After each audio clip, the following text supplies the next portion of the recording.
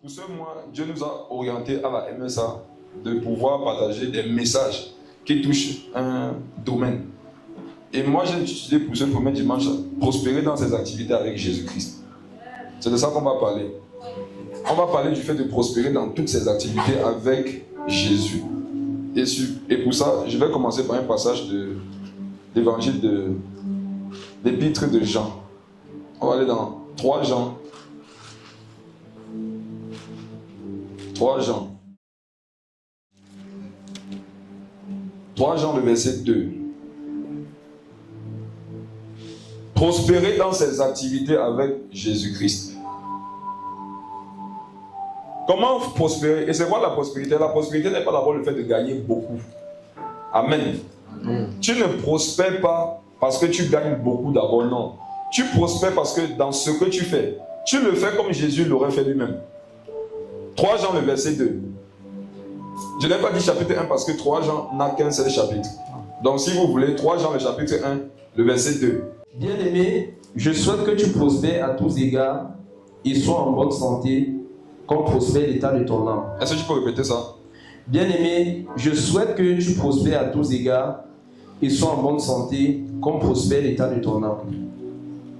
L'apôtre Jean dit, je souhaite que tu prospères à tous égards et sois en bonne santé, comme prospère l'état de ton âme. Le premier mot, c'est bien-aimé. Amen. Amen. Ça veut dire quoi? Ça veut dire que celui à qui l'apôtre Jean s'adresse, c'est un frère. Lis le verset 1. L'ancien à Gaius. Amen. Amen. À Gaius. Le message était adressé à Gaius.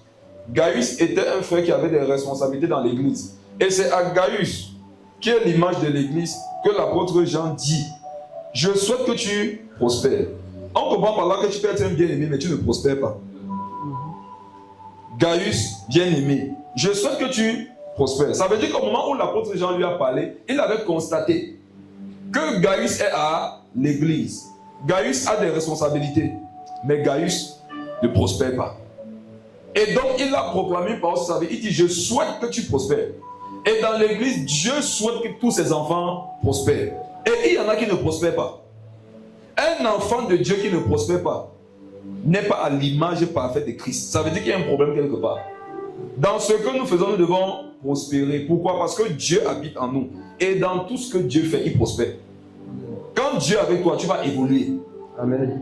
Je dis dans tous les domaines. Je vais beaucoup m'attaquer à ceux qui pensent que la consécration, c'est seulement la prière, la méditation, le jeûne. C'est de négliger sa vie sociale, professionnelle. Je souhaite que tu prospères. Et il a continué en disant à quel égard? À tous égards. Vous savez pourquoi il a mis cette précision-là? Parce que sûrement l'apôtre Jean savait que dans l'église il y a une mentalité que beaucoup ont. C'est que la prospérité doit être au niveau de la vie spirituelle. Si ma vie spirituelle est en bon état, ça va. Cependant, ce qu'on ne t'a pas enseigné, c'est que une vie spirituelle en bon état, ce n'est pas une vie spirituelle dans laquelle on prie, on jeûne. Ta vie sociale aussi, c'est ta vie spirituelle. Amen. Je ne sais pas si tu comprends. Ton état sanitaire aussi, c'est ta vie spirituelle. Donc, il a dit à tous égards pour dire que ne dis pas que dans ta vie sociale, là-bas, ça a négligé. Tous égards veut dire tous égards. Ça veut dire que tous les domaines de ta vie, je souhaite que tu prospères là-bas. Et sois en bonne santé. Ça veut dire que Gaius était malade. L'apôtre Jean voulait 2 choses pour Gaius. Qu'il prospère dans tout ce qu'il fait. Et qu'il soit en bonne santé. Si le grand apôtre Jean qui a marché avec Jésus dit ça, toi tu es qui pour croire que tu peux prospérer? En fait, toi tu es qui pour croire que tu peux être heureux sans prospérer et sans être en santé? Mais frère, l'apôtre Jean dont on parle, l'esprit a marché avec Jésus. Voilà un homme qui a marché avec Jésus. Il a tout vu ce qu'on souhaite voir dans une communion avec le Saint-Esprit. Il a vu la résurrection des morts. Il a vu la résurrection de Jésus. Quand Jésus partait, il est le dernier à qui Jésus a parlé. N'oubliez pas ça. Il a dit, femme, voici ton fils. Fils, voici ta mère. Il a été témoin de la vie de Jésus avant que Jésus ne commence le ministère. Pendant son ministère et même après sa mort et même après la résurrection, il était là. Il fait partie de ceux qui sont allés constater que Jésus était vraiment ressuscité. Il a couru plus que l'apôtre Pierre. Il est arrivé au sépulcre le premier. il est entré, il a vu le linge classé au chevet et les bandes au sol. Il a tout vu ça. L'apôtre Jean a expérimenté le fait de passer comme ça, son ombre guérit les malades. Il a expérimenté la vision dans laquelle Jésus était avec Élie et Moïse. Dans Matthieu 28, il a vu Jésus monter au ciel sans avion. Regarde, Jean est plus spirituel que toi. Et Jean l'a dit que non, dans la vie, il faut prospérer. Amen. Et le Jean l'a dit que dans la vie, il faut être en santé. Amen. Donc si tu es un chrétien qui dit que moi je sais que ma maladie ici, ma maladie ici. La maladie n'appartient pas aux saints.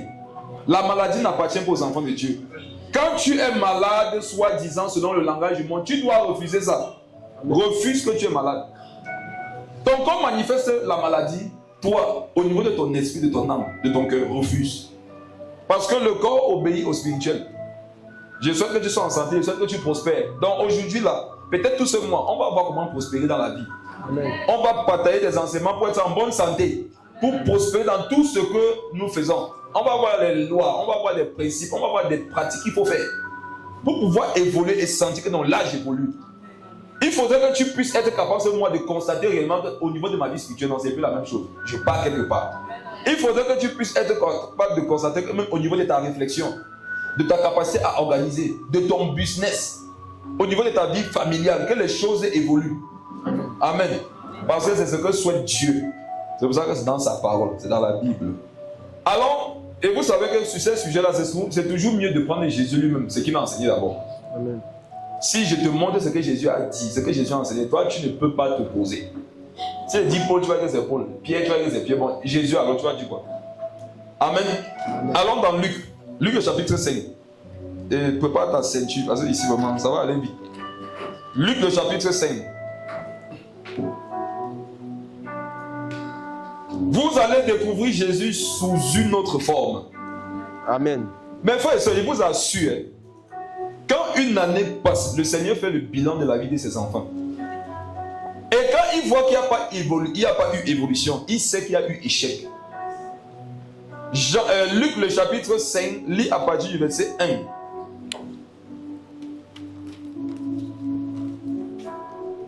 Et pendant qu'on lisait aussi. Comme Jésus se trouvait auprès du lac de Génézareth et que la foule se pressait autour de lui pour entendre la parole de Dieu, il vit au bord du lac 2 barques d'où les pêcheurs étaient descendus pour laver leurs filets. Il monta dans l'une de ces barques qui était à Simon et il le pria de s'éloigner un peu de terre. Puis il s'assit et de la barque il enseignait la foule. Lorsqu'il eut cessé de parler, il dit à Simon, avance en pleine eau et jetez vos filets pour pêcher. Simon lui répondit, Maître, nous avons travaillé toute la nuit sans rien prendre, mais sur ta parole, je jeterai le filet. L'ayant jeté, il prit une grande quantité de poissons et leur filet se rompait. Il fit signe à leurs compagnons qui étaient dans l'autre barque de venir les aider. Il vit et il vint et remplit les 2 barques au point qu'elles s'enfonçaient. Amen. Amen. Mais frères et sœurs, Jésus va à Génézareth. Et Génézareth veut dire quoi? Pour ceux qui sont un peu curieux, ça veut dire la harpe. Amen. À quoi c'est une harpe? Faites de la musique, des cantiques pour glorifier Jésus. Donc quand Jésus allait à Génézareth, il avait une pensée. C'était de faire en sorte que le nom de Jésus soit glorifié. Mais regardons le domaine dans lequel il est allé pour que le nom de Jésus soit glorifié. Il est allé dans le business de quelqu'un. L'apôtre Jean, c'est un pêcheur de poissons. Donc c'est son business. Amen. Amen. Amen. Regardez le verset 1. Relis le verset 1. Comme Jésus se trouvait auprès du lac de Génézareth et que la foule se pressait autour de lui pour entendre la parole de Dieu. La foule qui était autour de Jésus, c'était pour faire quoi? Entendre la parole. Parlons fort. Pour entendre la parole. C'était pour entendre la... Regarde le verset 2. Il vit au bord du lac 2 barques, d'où les pêcheurs étaient descendus pour laver leurs filets. Amen. Mes frères et sœurs, les gens s'attroupent autour de Jésus pour écouter la parole. Qu'est-ce que Jésus fait? Il ne commence pas par leur donner la parole. Il cherche un homme qui travaille. On est ensemble? Amen. Quand le Seigneur Jésus voit des personnes qui veulent sa parole, lui, il va chercher des hommes qui travaillent. Il savait que ces gens viennent pour écouter la parole. Et il commence par regarder au bord du lac 2 barques.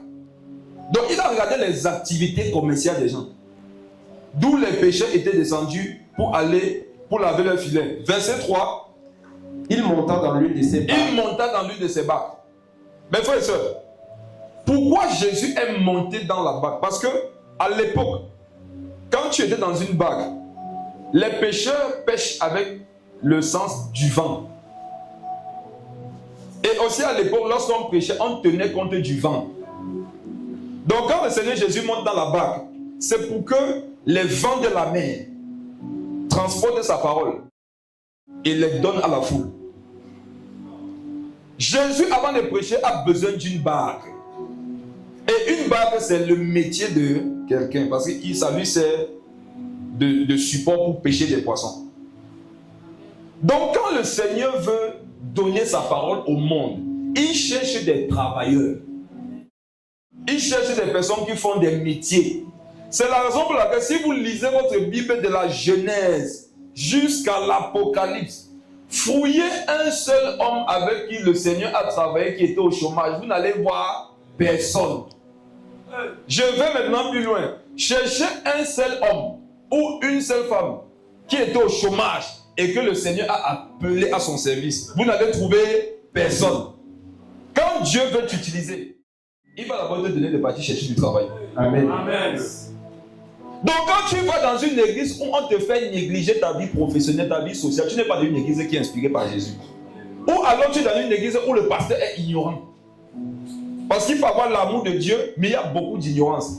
Et l'amour de Dieu mêlé à l'ignorance, ça donne un fiel amer à boire. Jésus est d'abord monté dans la barque. Ça veut dire que tant qu'il n'y avait pas de barque, Jésus ne prêchait pas. Et il y en a ici, vous savez pourquoi votre vie n'a pas encore déclenché sur le plan spirituel? Vous ne faites rien dans la vie. Dans un moment donné, il ne faut pas travailler parce que tu as besoin d'argent. Il faut travailler parce que c'est un principe de visitation divine. Amen. Dieu attend que tu commences à faire quelque chose pour lui faire ce qu'il veut aussi faire. Maintenant, qui peut imaginer la parole que Jésus avait en lui? Mais c'était inactif. Et ça ne devait pas sortir tant qu'il n'y avait pas quelqu'un qui pouvait lui prêter une barque. Regarde, toi tu peux prêter quoi à Jésus pour qu'il prêche? Une barque, non? C'est que tu peux dire que c'est moi qui paye le loyer de l'église. Parce que tu travailles. Or, s'il n'y a pas le loyer payé, on fait comment? On ferme, non? Et si on ne ferme pas, comment Jésus va prêcher la parole à la foule? On est ensemble? Amen. Vous allez comprendre qu'être spirituel, c'est travailler. Amen. Un homme qui ne travaille pas n'est pas spirituel. Une femme qui ne travaille pas n'est pas spirituelle. Même toi, ma soeur, qui croit que le mariage, c'est le travail là. Fais attention. Même si ton mari est milliardaire, il va te dire que non, je ne veux pas que tu travailles. Il faut qu'il te trouve travailleuse. Il faudrait qu'il te trouve en train de travailler. Parce que demain, c'est le même qui va dire que toi, tu ne fais rien. Même si on te met dans une maison où il y a tout, n'est-ce qu'il faut travailler pour entretenir? Amen. Amen. Il monta dans l'une de ses barques. J'aime trop les précisions. Je vous ai souvent dit que pour comprendre la parole de Dieu avec profondeur, regardez tous les détails. Le Seigneur Jésus a vu combien de barques? 2. Il est monté dans combien de barques? 1. Pourquoi on fait cette précision? On voulait faire comprendre que non, il y avait les champs. Jésus pouvait changer. Il pouvait avoir une autre barque pour remplacer au cas où la première avait failli. Ça veut dire quoi? À un moment donné dans la vie, non, tu dois avoir 2 voitures. Tu dois avoir 2 maisons. Tu dois avoir 2 entreprises. Tu dois avoir 2 immeubles que tu as mis en location. Tu dois avoir 2 terrains. Amen. Tu dois avoir 2 téléphones. En fait, Amen. que tu aies les choses de. Amen. Ça montre que Jésus faisait le ministère dans une certaine abondance. Il y avait 2 barques. Il a dit, Jésus va prêcher. Il dit que Pierre, il va avoir beau parking. Il dit que je ne pas mal quoi. Prends. Regardez, je vais vous dire une chose là. Quand dans ta vie spirituelle, non, tu es encore au niveau où tu n'as pas le choix. Prie fort. Prie fort. Amen. Quand dans la vie, tu es encore au niveau où tu ne peux pas décider ce que tu vas manger, prie fort. Amen. Prie fort. Dis que Seigneur Jésus, je te prie que dans ma vie, j'ai le choix de ce que je dois manger. C'est une prière spirituelle. Quand tu dis ça, ce que Dieu entend, c'est que donne-moi du travail. Donne-moi l'occasion de faire des efforts. Je vous donne un conseil, faites attention. Ne négligez jamais votre vie sociale à cause du ministère. Au contraire, une bonne vie spirituelle, c'est une bonne vie sociale. Amen. Allez voir les gens qui sont stables socialement, ils sont productifs en ce qui concerne l'œuvre de Dieu. Yes. Moi, c'est les choses dans lesquelles je travaille sur ma vie, réfléchir. Je vais vous montrer les versets. Il faut réfléchir. Mais frère, c'est à l'heure sinon, tout le monde doit être bablégué. On dit que les bablégués, c'est les maths calculs, non? Maths plans. Dis ça bien. Amen. Tout le monde doit réfléchir. Amen. Et je vais vous montrer pendant ce mois comment on peut réfléchir sur la vie dans la terre pour évoluer. Amen. Mes frères et sœurs, le Seigneur nous faisait comprendre par là que quiconque n'a pas une bague à lui donner, Jésus n'aura aucune parole à transmettre par son canal. Tu donnes l'occasion à Dieu de proclamer la parole au travers de ta vie. Pour des foules, à condition que tu lui donnes une bague. Vous savez ce que Dieu attend pour passer par vous, pour toucher des foules. C'est juste une bague. Tout ce qu'il demande, c'est une bague. Mais par contre, il va toucher des foules. Ça veut dire quoi? Fais une chose dans ta vie. Fais quelque chose. Il y a beaucoup ici. Vous n'allez arriver nulle part. Pourquoi? Vous avez une mauvaise mentalité. C'est la mentalité de croire que Dieu va vous confier de grandes choses, alors qu'il ne vous a jamais vu fidèle à de petites choses. Quelqu'un qui veut aller loin dans la vie doit apprendre à être fidèle dans les petites choses. Amen. Petites choses, c'est quoi? Regarde, tu as 20 000 francs. C'est dessus que tu dois vivre. C'est dessus que tu dois lancer ton commerce. Et toi, tu veux faire de l'immobilier. Tu veux faire dans l'automobile. Il y a des gens, il a 20 000. Tu dis que qu'est-ce que tu veux faire? J'ai envie de faire dans l'automobile. J'ai envie de prendre les voitures là où je vais au Cameroun. Tu regardes ça, tu veux chercher plutôt ses ancêtres pour les punir. Pour dire pourquoi vous avez permis qu'un enfant comme ça ait cette mentalité. Mes frères, ce que tu as dans ta poche te donne une prophétie et une image de ce que Dieu veut que tu fasses. Amen. Regarde, tu as 10 000, Dieu veut que tu vendes le bitacola. Amen. Parce qu'avec 10 000, on peut vendre le bitacola. Et devenir riche. Tu as 20 000. Regarde, tu peux vendre les lotus, bonbons, du plus. Je vais vous dire une chose, quand je vais te rendre prospère, ce n'est pas ton métier. Il faut seulement que tu fasses quelque chose. Ce que tu fais, en fait, ce n'est pas ça qui va te faire quelque chose. En fait, c'est juste obéir au principe de travail. Amen. Ça donne l'occasion à Dieu d'entrer dans ce que tu fais. Et je vous avais expliqué ici que Dieu ne nous bénit pas, Dieu bénit ce qu'on fait. Amen. Toi qui restes comme ça, tu dis que Seigneur, bénis-moi, il ne va jamais te bénir.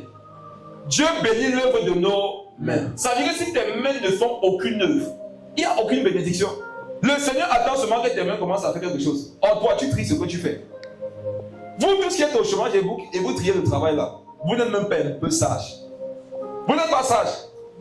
Certains disent qu'à mon âge, oui, non, voilà ça qu'à ton âge, tu es au chômage, non. Tu dis qu'à mon âge, est-ce que je peux faire tel métier? À ton âge, on te voit chômeur aussi. Donc c'est à ton âge qu'on doit être chômeur. Qu'une fille comme moi, une femme comme moi.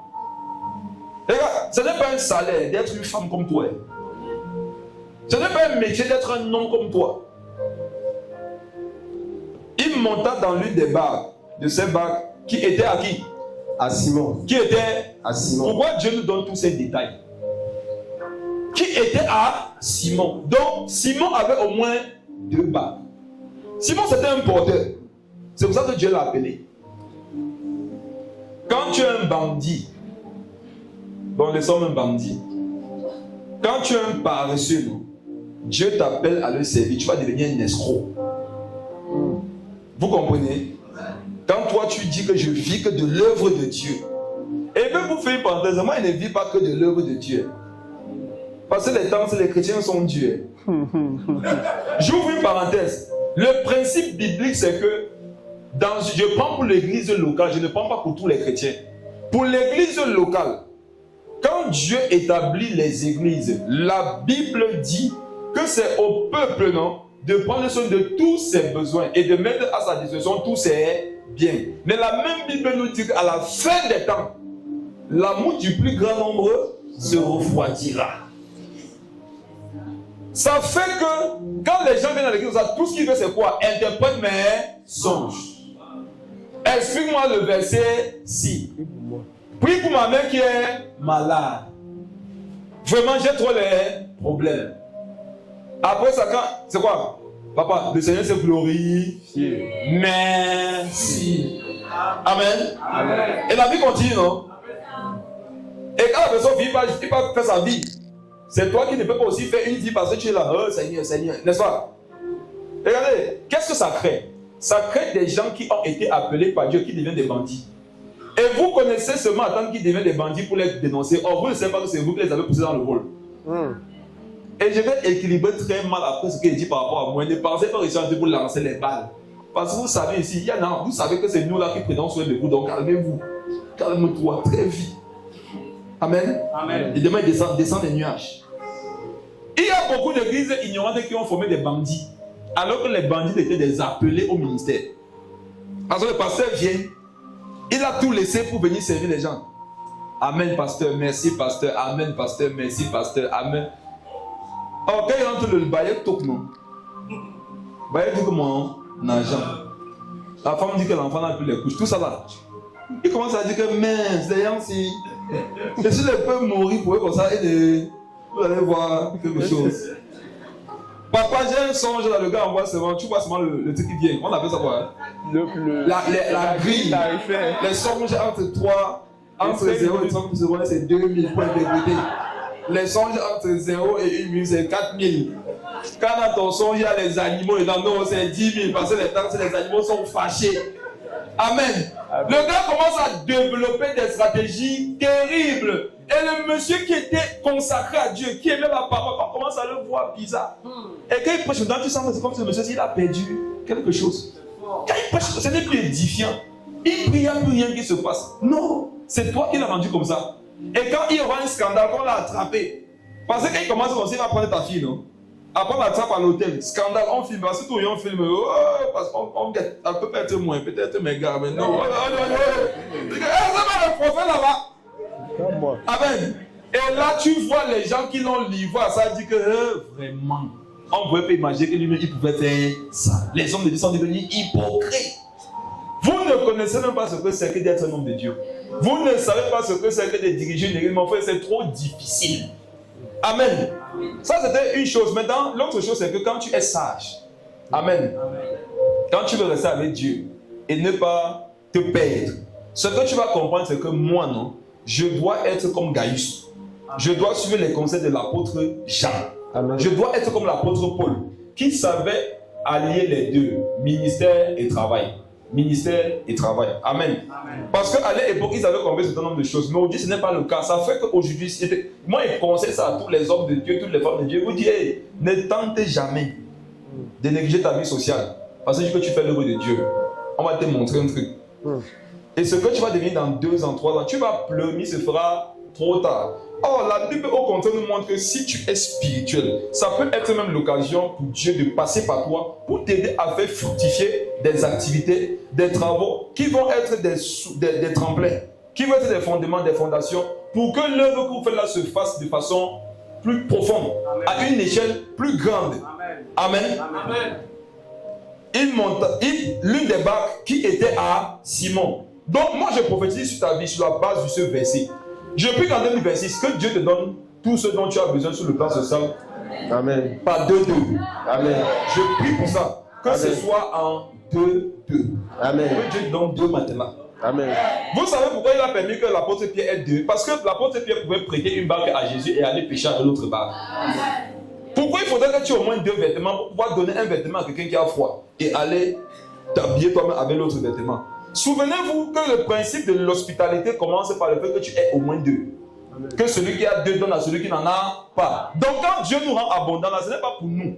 Dieu veut qu'on soit abondant parce qu'il y a des personnes qui vont envoyer vers nous. Et parmi les gens justement qui viennent écouter sa parole là, il y en a qui n'ont pas. Souvenez-vous, un jour, ils l'ont suivi pendant 3 jours. Et au moment de rentrer maintenant, ils n'avaient rien à manger. Jésus a dit que si on les laisse retourner à jeûne, ils vont manquer de force en chemin. Supposons maintenant que Jésus et ses gars n'avaient pas les moyens de nourrir toutes ces personnes. Il leur aurait donc donné la parole, mais ils devaient mourir de faim avec la parole. Tu peux mourir de faim chargé de la parole de Dieu. Amen. Je dis, on peut t'enseigner aux les remas. Quand tu clignotes des gens là, chaque fois que tu clignotes, tu vois un ange différent. Tellement tu es dans les remas. Mais après ça, non. Tu es dans la rue parce que tu n'as pas pu payer ton loyer. C'est mieux de dormir avec les gens sur un toit que de dormir dans la rue avec eux. Amen. Tu sais pourquoi? Eux, ils sont habitués. Un ange n'a pas besoin de toi, mais toi, tu vas supporter. Et un jour, ils vont te partir avec eux. Et c'est comme ça qu'il y a eu beaucoup de frustrés. Pourquoi? Parce qu'ils n'étaient pas dans des endroits où on leur enseignait cette sagesse. L'une de ces bacs qui était à Simon. Et il le pria de s'éloigner un peu de terre. Qui a prié qui? Jésus. Parlons fort. Jésus. Parlons fort. Jésus a prié Simon de faire quoi? Mes frères et sœurs, écoutez-moi bien. Normalement, qui doit prier qui? Simon doit prier Jésus. Mais est-ce que vous savez que quand vous avez un travail, vous donnez l'occasion à Dieu de vous prier? Quand tu as un métier, non? Tu donnes l'occasion à Dieu de te prier. C'est quoi une prière? Une prière, frère, c'est exprimer un besoin que quelqu'un peut solutionner. Or, il y a des problèmes que Dieu a qu'il ne peut pas solutionner. Je sais que ça te choque quand il dit ça. Mais il y a des choses que Dieu ne peut pas faire. Quand il dit que Dieu ne peut pas faire, ça veut dire qu'il n'a pas le pouvoir de le faire. Mais d'après ses principes, non, ce n'est pas à lui de le faire. Et quand c'est comme ça, il a besoin d'un homme. Amen. Amen. Mais frère, Dieu peut s'adorer. Non. Est-ce que Dieu peut se servir? Il a besoin d'un homme qui va l'adorer, qui va le servir. Donc il dit, Pierre, s'il te plaît, avance. Deuxième chose que je vois ici, qui devait avancer avec la barque? Simon. Parlons fort. Yes. Donc, Jésus est dans la barque, mais qui avait le contrôle de la barque? Qui avait la capacité d'aller en pleine eau? Mes frères et sœurs, dans l'œuvre de Dieu, il y a des choses, tant que nous ne bougeons pas, même Dieu ne bouge pas. Ça, c'est vrai. Vous voyez l'œuvre de Dieu, non? Il y a des endroits, quand tu vas t'arrêter comme ça, immobile, Dieu aussi sera immobile. Il y a des moments où c'est Dieu qui donne la cadence. Il y a des moments où c'est toi qui donne la cadence. Et quand c'est toi qui donne la cadence, même si tu n'as pas la bonne cadence, Dieu va se soumettre. Dieu veut t'élever, il veut t'augmenter. Mais tu ne fais rien. Qu'est-ce qu'il va faire? Il va rester tranquille. Dieu ne peut pas transformer un fainéant qui ne fait rien en non prospère. Le fainéant doit comprendre que non, je dois sortir de ma chambre. Et fainéant, c'est pas une insulte. Parce que comme vous dites, c'est comme on juge les gens, on insulte. Fainéant, c'est un état. Quand on dit fainéant, c'est divisé, c'est un fait qui est néant. Donc quand tu es un paresseux, ta vie, c'est un fait. Et c'est un fait qui est néant. Quelqu'un qui est immobile ne peut rien entreprendre. Donc c'est à Pierre d'aller en pleine eau avec la barre. Et Jésus a besoin qu'il y aille pour pouvoir libérer la parole. On comprend par là que la vitesse à laquelle Pierre ira en pleine eau détermine la vitesse à laquelle Jésus va donner la parole à la foule. On comprend par là que l'état de l'évangile dans un pays, ça ne dépend pas de Dieu, ça dépend de l'église. Amen. L'état de l'évangile dans une famille, non, ça ne dépend pas des païens, ça dépend de ceux qui sont convertis dans la maison là. Si tu as remarqué qu'il n'y a pas encore le réveil dans ta maison, non, c'est toi qui dois aller en pleine eau. C'est toi qui dois bouger la barque. Parce que tous ceux qui sont dans ta barque là, Jésus, tes serviteurs, ta famille, ça dépend. En fait, le fait qu'ils aillent en pleine eau dépend de la décision que toi tu vas prendre. Puis il le pria de s'éloigner un peu de terre. Puis il s'assit et de la barque, il enseignait la foule. J'aime trop les détails. La Bible dit que Jésus enseignait depuis où? Il enseignait depuis la présence de Dieu. C'est ça? Il enseignait depuis sa vie de prière et de jeûne. Je peux vous dire que je vais vous choquer encore. Est-ce que vous savez que si vous ne donnez pas une barque à Jésus, toute sa vie de jeûne, de prière, c'est nul et sans effet? Tu vois les affaires que Jésus partait à la montagne. Il priait toute la nuit. Les jeûner les 40 jours. Les voix Élie, Moïse. Regarde. Tout ça là, non? Avec tout ça, Jésus a besoin de quelqu'un qui a une barque. Jésus a besoin de quelqu'un qui a une barque. C'est aussi curieux parce que le monsieur était charpentier. Sachant qu'il devait commencer le ministère, n'est-ce qu'il pouvait se consommer 20 barques? Pourquoi il ne l'a pas fait? Parce que ce n'était pas sa responsabilité. La responsabilité de Jésus, c'est de donner la parole. Ta responsabilité, c'est de lui donner une barque. Amen. Donne-lui une opportunité. Et on dit que cette barque-là, c'est un métier. Les gens vont servir Dieu, c'est à l'église. Mon frère, c'est pas le service de Dieu ici. Ici, on s'encourage. Le vrai service de Dieu, non, c'est dehors. Amen. Il n'est pas à l'église là-bas. L'église, c'est pour recevoir les enseignements, les orientations, l'impactation, les dons spirituels, la connaissance, les instructions. Maintenant, tu parles. La vraie vie chrétienne, ce n'est pas l'église. C'est hors de l'église. Amen. L'église, c'est le centre de réchauffement. Maintenant, quand chacun sort chaud, il va impacter les. Quand tu veux voir ton niveau spirituel, ne vois pas ça, ne cherche pas ça ici. Quand on est tous en train de prier, tu sais un peu, oui, tu vois que tu es spirituel. Va où tu travailles là. On va voir ton résultat là-bas. Lis le verset 4. Attends, puis il s'assit de la barque et il enseignait la foule. Donc c'est depuis la barque qu'il a commencé à enseigner. Depuis le travail, depuis le métier de l'apôtre Pierre. C'est là qu'il a commencé à enseigner. Verset 4. Lorsqu'il eut cessé de parler, il dit à Simon, avance en pleine eau et jetez vos filets pour pêcher. Amen. Amen. Jésus vient dans le métier de l'apôtre il n'était pas encore, c'était Simon ici. Il vient dans le métier de Simon. Il utilise son métier. Or, on se rend compte que son business ne se portait pas bien. Amen. Est-ce que Dieu attend que ton business se porte bien pour t'utiliser? Non. Au contraire, quand ton business se porte mal, c'est une bonne occasion pour lui de te démontrer sa gloire. Donc tu lui prêtes ton commerce qui va mal. Non seulement il l'utilise pour sa gloire, mais ensuite il change le commerce en question. Il change l'état, il améliore toutes les conditions qu'il avait trouvées. Il dit à Simon, avance en pleine eau. Et faites quoi? Jetez vos filets. Ça, c'est après avoir prêché. On comprend que Dieu peut t'utiliser, non? Dans la galère. Vous n'avez pas dit amen? Amen. Regardez, quand Jésus rencontre Pierre, c'est chaud, non? Oui. C'est vrai qu'il a 2 bacs, mais la pêche n'a pas été bonne. Ça représente des moments difficiles. Tu peux travailler, tu rencontres des moments difficiles. Ça ne veut pas dire que tu ne dois pas servir Dieu. Vous qui voulez vous lever après la pêche, Jésus veut que tu le serves parfois avant la pêche. Amen. Tu attends de faire la pêche miraculeuse pour dire que tu vas servir Dieu. Ce n'est pas toi qui décides. C'est Dieu qui décide. Et Dieu peut décider de commencer à t'utiliser alors que le travail ne va pas bien. Mais tout ce qu'il veut voir, c'est un travail. Fais quelque chose. Quel que soit ce que tu fais, fais quand même quelque chose. C'est par ça que Dieu va passer pour travailler. Ça ne dépend pas d'abord de la taille du commerce. Ça ne dépend pas de la taille de ton métier. Il faut seulement qu'il y ait un métier.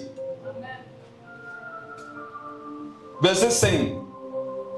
Simon lui répondit, Maître, nous avons travaillé toute la nuit sans rien prendre. Mais sur ta parole, je jetterai le filet. Amen. Amen. Ça veut dire que lorsque je travaille, j'ai des difficultés. Jésus peut m'aider à avoir un meilleur fruit. Le meilleur allié pour s'en sortir dans la vie sociale, c'est Jésus. Malheureusement, il y en a, on vous a dit le contraire. Il y a des églises même où quand tu es riche, on commence à te soupçonner. On dit que si le monsieur ici encore est sérieux. Parce que on a fait croire aux gens que la pauvreté est chrétienne. La richesse est diabolique. Tout ce qui est bon, c'est pour Satan. Tout ce qui est mauvais, c'est pour l'église. Il y a des gens qui ont accepté ça. C'est pour ça que tu ne vas jamais voir un chrétien aller poser son CV, même quand il s'agit d'un certain poste. Il va dire que les gens peuvent me prendre là-bas. Ça, c'est pas pour nous. Mais quand on dit les trucs comme vigile, ménager, apprenti cordonnier, aider les poubelles, il faut voir les enfants de Dieu là-bas. C'est bouscule. Et il va prier pour faire ça. Donc il y en a quand vous priez, même Dieu te comme ça. Regarde, c'est l'amour pour toi, c'est qui te bouscule. Loin de sa présence. Mais frère, ce passage nous permet de comprendre que Jésus veut qu'on aille loin. Amen. Amen. Je dis ça, tu dois dire Amen fort. Jésus veut qu'on aille loin. Le lieu où tu es là, c'est le point de départ. Yes. Il y en a ici, quand même pas avoir commencé leur vie, ils croient qu'ils sont à la fin. Tu sais comment reconnaître ça? Le jour où tu as eu 100 000, tu as dit que mince, est-ce qu'ils sont encore dans la foi? Il y a des gens ici, le jour où ils ont eu 100 000, est-ce qu'ils sont encore dans la foi? Peut-être monsieur est égaré. 100 000. Il ne veut pas parler de 500 000. Il y en a le jour où ils ont vu 500 000, le prochain a dit, j'ai pris la hansi. Oh. Il peut un peu dire à sa femme que compte un peu les enfants voient. Peut-être j'ai vendu un an les sommes, ça m'a compté. La femme dit que non, tous les enfants, il dit que tous. Il dit que les 500 000 ici viennent d'où? C'est une mentalité que vous devez casser. Amen. Refusez de faire les choses. En fait, refusez d'être dans un état de bassesse. Commencez quelque part petit, non? Mais voyez grand. Regarde, commence avec 20 bitacola. Il dit, dans ton esprit, non, vois-toi importateur des bitacola en Europe. Amen. Vois-toi importateur de cola dans l'Afrique centrale. Quand tu vends là, il faut souvent que le gars qui veut l'acheter peut me pipi, tu ne comprends pas parce que tu es dans ton entreprise, non? Les gens te voient en route, mais tu es dans ton bureau, assis à la crise en train de les autres à des bitacolatiers. C'est-à-dire les gars que ça va dans l'entreprise des bitacolas. Mais vous devez voir loin. Je vais vous faire un témoignage. Il y a une dame, j'ai vécu dans le campus de l'Université des Montagnes. On forme les médecins à Baganté. Il y a deux écoles plus connues au Cameroun. Il y a le CUS et l'UDM. On sait que voilà les deux qui forment les médecins. Moi, j'ai vécu dans le campus de l'UDM à Baganté. Mes frères, il y avait une femme là-bas, une jeune fille. Elle faisait l'UDM. Sa maman vendait la banane mûre au carrefour de Baganté. Banane mûre. La maman avait des plateaux de bananes mûres comme ça là. Je vous dis qu'elle a payé l'école de sa fille avec ça. Qui achète la banane mûre ces derniers temps? C'est pas mieux d'acheter le caviar. Vous n'avez pas mieux vu que c'est mieux d'acheter le caviar. C'est comme si le caviar il y a plus moins cher que la banane mûre. Ça veut dire que ceux qui vendent la banane mûre ont de l'argent. On peut te parler de ça et Dieu te convainc. Non, tu ne peux pas t'attendre la banane mûre. Tu veux être assistante de direction. Vois-moi tes pieds, dame. Regarde tes pieds un peu. Ce sont les pieds d'une assistante de direction. On te donne poste assistant de direction, tu vas partir. Regarde tes ongles. En fait, vos ongles, non, vous donnent une orientation par rapport au métier que vous devez faire. Tu ne vois pas que tes ongles ont la forme de la banane mûre. Vous ne voulez pas vous former. Vous ne voulez pas augmenter vos compétences, mais vous voulez des grands métiers. Vous avez appris ça où? Parce que vous dites que Dieu, rien n'est impossible à Dieu. Il y a des choses qui sont impossibles à Dieu. Ce qui est impossible à Dieu, non, c'est de te prendre toi sans formation, sans compétence, et faire de toi une directrice. Arrêtez-vous de chanter les faux cantiques. Il peut te prendre de la boue, il te met directeur d'entreprise. Cite-moi un chrétien que tu connais que ça s'est passé dans sa vie. Cite-moi un chrétien, non, il était au quartier, dans la boue. Dieu l'a pris, il l'a mis directeur d'entreprise. Et le gars fait l'entreprise prospère. Ce sont de faux témoins, c'est du mensonge qu'on vous raconte. Il y a des endroits ici, je vous dis, vous voyez ce qu'on appelle l'alimentation. Est-ce que vous savez que la plupart d'entre vous, si vous ne pouvez pas gérer une alimentation, vous savez ce qu'on appelle alimentation, une grosse boutique. La plupart d'entre vous, je vous dis que si nous sommes 100, ici, il n'y a pas 5% qui peuvent gérer une alimentation. C'est une école. Tu sais comment il faut faire pour toujours avoir la marchandise. Tu sais comment il faut négocier les prix. Tu sais comment il faut vendre. Les produits qui se périment là, on fait comment pour ne pas perdre dedans. Les produits parfois qui sortent qui finit un cadre. On fait comment? Tu es sûr? Il y a les gens qui ne tentez pas de leur donner votre boutique parce que vous dites que ce sont les frères. C'est pas parce qu'il parle en langue qu'il peut gérer une boutique. Il doit se former. Laisse-le chanter le cantique que Dieu peut t'enlever de la boue. Il te fait directeur d'entreprise. Attends de voir ça dans ta propre vie pour croire que c'est vrai. Sinon, avant, si Dieu vient te dire, il va dire que mon ami, tu n'as pas les compétences. Va te faire former. Et quand tu veux que Dieu se souvienne de toi, montre-le lui par ton apprentissage. Amen. Accepte d'apprendre. Accepte de faire quelque chose. Suis ta parole, je jetterai mes filets. Jésus veut t'aider à prospérer. Amen. On entend, c'est Jésus ici. Jésus veut que tu évolues. Jésus veut que tu quittes de chiffres d'affaires de 100 000 à 400 000. 400 000 à 1 million. 1 million à 5 millions. Mais pendant que je suis en train de parler, non, supposons qu'on te prenne un moment de dire que bon, on va investir 400 000 du mois. Tu as quelle idée? Tu vas dire quoi? Que vraiment tout ce qu'on peut me dire, fais seulement. Ça, c'est une idée.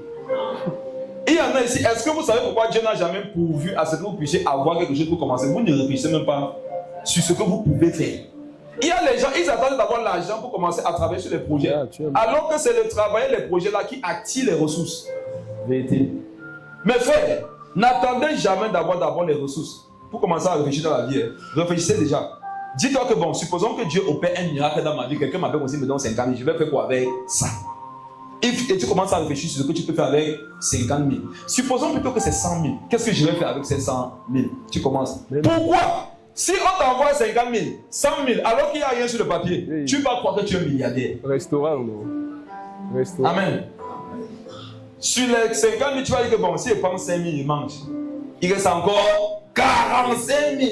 Et quand c'est Satan qui prononce ça dans ta tête, il prononce ça pour que tu vois que c'est toujours beaucoup. Satan dit que si tu enlèves 5 000, non, il va encore rester 45 000. Et quand tu attends 45 000, tu es sûr que 45 000 c'est beaucoup. C'est fort. Tu prends 5 000, tu sois ça. Tu fais la java, non? Tous les problèmes que les frères ont, tu résous. Le frère dit qu'il faut un taxi, tu peux prendre un taxi. À 2000. Le frère témoigne que je ne savais même pas comment il devait rentrer. Et ça te confirme que c'est vraiment Dieu qui m'a conduit. Petite parenthèse. J'aime trop les parenthèses. Amen. Il y a des gens qui ne pensent pas que quand vous donnez l'argent à quelqu'un, après il a le témoignage, ça veut dire que c'était Dieu. Hein? Sa vie, il y a toujours que les témoignages des besoins. Ça veut dire que faire n'importe quoi dans sa vie, il avait le besoin là. Il faut, toute sa vie, le prénom de sa vie, c'est besoin. Donc, fais n'importe quoi dans n'importe quel domaine. Il va te dire que là-bas, mais je ne savais pas. Est-ce que c'est parce que ce n'est pas toi que tu as fait? Et que tu as fait, ça veut dire que c'est Dieu qui t'a conduit. Après, sur les 45 000, tu prends encore 5 000. Il reste combien? 42 000 encore, non? C'est pas ça? Après, c'est 35 000. Après, il reste 5 000. C'est quand ça va 5 000 que tu crées. Hey! Où sont les 5 000 là? Amen.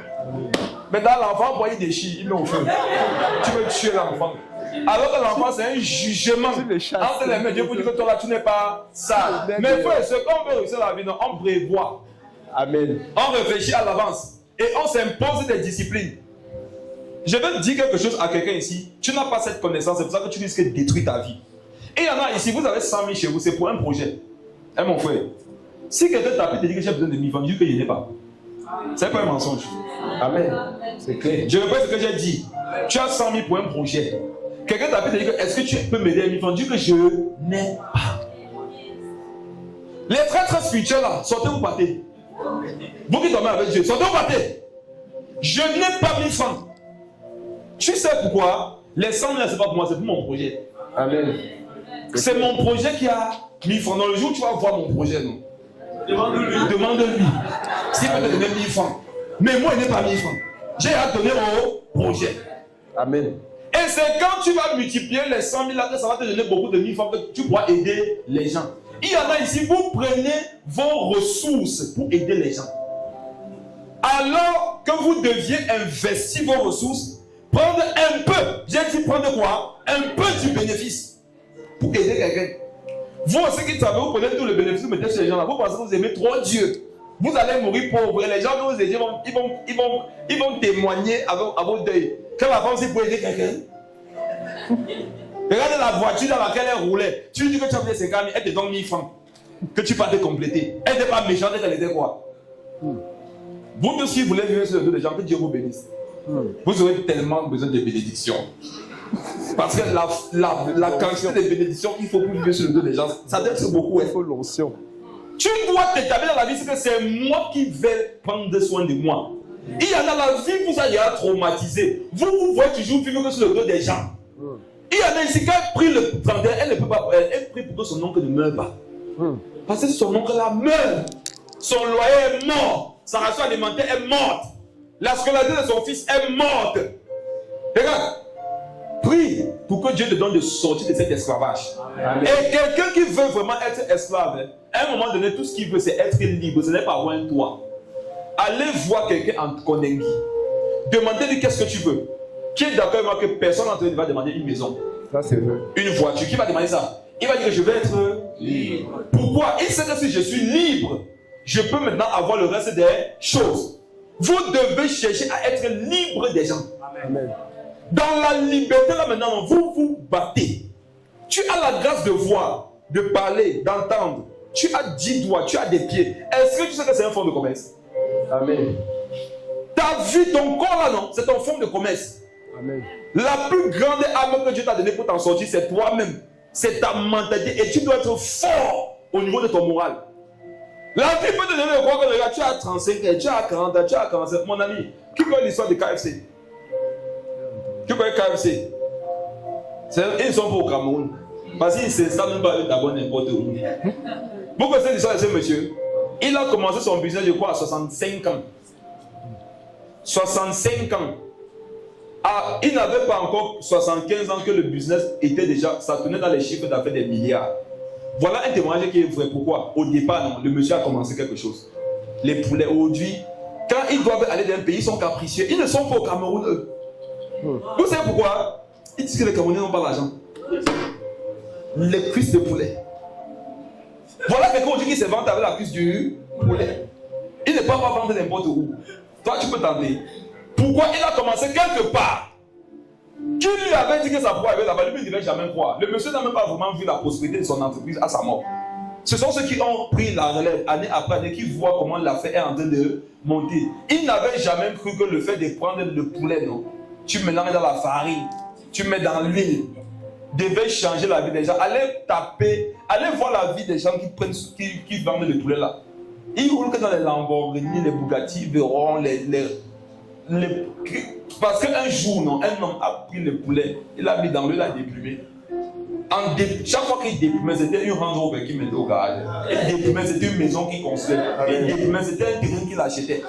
Il y a les gens qui disent non, les anges ont arrêté vos terrains dans les mains, comme ça, ils sont fatigués. Ses épaules sont mal, il dit que c'est le jeter. C'est Dieu qui dit que supporte encore. Il dit que c'est depuis 20 ans. Parce que depuis 20 ans, c'est lui à qui on devait donner le terrain et tu vois, il ne fait toujours rien. Et le malheur, c'est qu'il a l'Android. Donc il se lève le matin, non, il parle sur TikTok. Il regarde la vie des gens qui ont réussi. Il dit que c'est comme lui, c'est pas la grâce de Dieu. Les anges veulent le croquer. Si Dieu vous donne d'avoir une conversation, vous deux, avec vos anges, non, vous n'allez pas survivre. Vous vivez parce que Dieu sait qu'il ne peut pas tenter de vous laisser avec vos anges. Ils vont vous tuer. Dieu marche avec toi, c'est pour que tu vives. Sinon, le macabre que les anges auront à ton sujet. Les anges voient les autres anges des gens monter et descendre sur l'échelle de Jacob. Eux, ils sont coincés sur la terre. Parce que la commission est toujours dans leurs mains. Libérez vos anges. Travaillez. Qu'ils descendent un autre jour de l'échelle avec autre chose. Pas qu'ils soient toujours là à côté de toi avec la même chose. Et je vous assure, quand le Seigneur met sa main sur une activité que quelqu'un fait, vous allez croire qu'il est dans la sorcellerie. Ça, c'est vrai. Je vous dis le problème, c'est que non, vous avez honte de commencer. C'est que qu'est-ce qu'on va dire? On va dire quoi de qui? Tu es qui? J'ai dit que tu es qui? Ouais. Il y a les gens, si vous avez honte, je suis choqué. Tu as honte de quoi? Et là, même les démons de ton quartier ne t'attaquent pas. Ils ne te voient pas. Tu es qui? Les gens ne vont pas mourir dans ta famille. Tu crois que tu as envie de ce que tu pries? La mort ne te voit pas. Personne ne te voit. C'est toi qui te voit. Comme je parle sinon, si tu as tes derniers 5 000, va acheter 2 régimes de bananes et ça. Mais quelque part, prie que c'est que ça mûrit seulement vite. Il ne peut pas mettre les produits, mais Seigneur, lave les bananes là, coupe non. Amen. Mets dans un bon plateau. Regarde, habille-toi. Parfois, quand tu prends ta vie au sérieux, non, c'est ça qui est ton chiffre d'affaires. Il y a un petit là que j'ai vu sur les réseaux sociaux, il vend le pain avec les œufs en smoking. Regarde, tu le vois, non? Tu ne vas pas acheter parce que tu avais faim. Tu vas acheter parce que ce que tu vois te plaît. Amen. Tu vois toute ta beauté que tu prends pour être paresseuse à l'ancien pour vendre de la banane mûre. Amen. Même ton mari peut venir par. Ton âge que tu prends pour ne pas te lever là, non, c'est la raison pour laquelle tu dois te lever. Et curieusement, qui sont ceux qui font ça? Les gens que tu dénonces qui n'ont pas la vérité. Les musulmans, les païens. Donc tu as un chrétien qui est au chômage, qui ne fait rien, qui voit les musulmans aller vendre chaque jour, les païens, ils disent qu'est-ce qu'ils font comme ça? Qu'est-ce qu'ils font comme ça? Va déroger Baba là. Il est en train de construire au nord. J'espère que vous savez ça. Hein? Ils viennent à Yaoundé, ils partent à Douala, ils louent une chambre de 5 000. Ça veut dire qu'on n'a pas fini de construire la maison. Ils ont loué. Ils sont dedans 31. Les immeubles abandonnés. 31 là, c'est divisé par 2. 15 dorment en journée. Ils font la moto toute la nuit. 15 maintenant dorment la nuit. En journée, les autres vendent les chaussures. Ils ont le fonds de commerce, un ciseau avec le torchon. Ils grattent, sans fond, non? Le chrétien au chômage, je vais dire que ouais, Seigneur, il a tellement pitié du gars. Si elle est là, il devait l'aider. Il est en train de construire au nord. Toi, avec ta pitié, chaque jour, on vient cogner à ta porte que le loyer. Moi, pour donner mon argent à quelqu'un, alors, pour tout ce que j'ai dit, je ne suis pas gentil. C'est Dieu qui dit qu'il fait. C'est que moi, sinon, mes mi-front, ça te voit. Je vous assure que tout ce que vous à qui vous avez vu, si j'ai fait quelque chose dans ta vie, non, c'est Dieu qui a dit que la boca encore la main sur le cœur. Voici ma main, c'est pas sur mon cœur. Ma main au niveau de ma main, mon cœur au niveau de mon cœur. C'est souvent Dieu qui dit que mets ta main sur ton cœur, ça me fait même mal. Et fait. Sinon, vous pensez que c'est facile pour qui? Tu restes de ton côté, tu rêves. Et les paresseux ont des rêves. C'est écrit dans le livre des Proverbes. La Bible dit dans le Proverbe que le paresseux a des désirs qui ne peut pas satisfaire. Ça veut dire quoi? Ce sont tous les gens qui sont paresseux, qui rêvent. Ils voient tout le... Alors que quand tu travailles, ça te donne d'être réaliste. Quelqu'un qui travaille, qui gagne son argent durement, vous ne pouvez pas le voir dans certaines pensées. Non, parce qu'il connaît la vie, non? Et toi, quand tu es paresseux, tu rêves seulement, tu crois qu'avoir 50 000, c'est facile. C'est pour ça que quand tu envoies 10 000, tu simplifies. Le paresseux croit que ceux qui travaillent, non, gagnent l'argent facilement. C'est pour ça qu'il attend qu'il nous donne aussi beaucoup. Or, lui, il n'a jamais le courage de se lever et aussi aller gagner facilement. Je ne sais pas pourquoi dans ta tête, non, c'est facile pour les autres. Mais pour toi, c'est autant dur de te lever. Si tu dis que c'est facile d'avoir l'argent, lève-toi, tu peux aussi prendre ta part facilement, non? Oh, papa, j'ai besoin de 200 000 pour faire mon commerce. Tu dis que, ah, ma fille, je vais t'aider avec 25 000. Ok, point. Ok, là, c'est qu'elle est blessée. Regarde comment sa femme s'habille. Regarde comment elle s'habille. 200 000 pour lui, c'est quoi?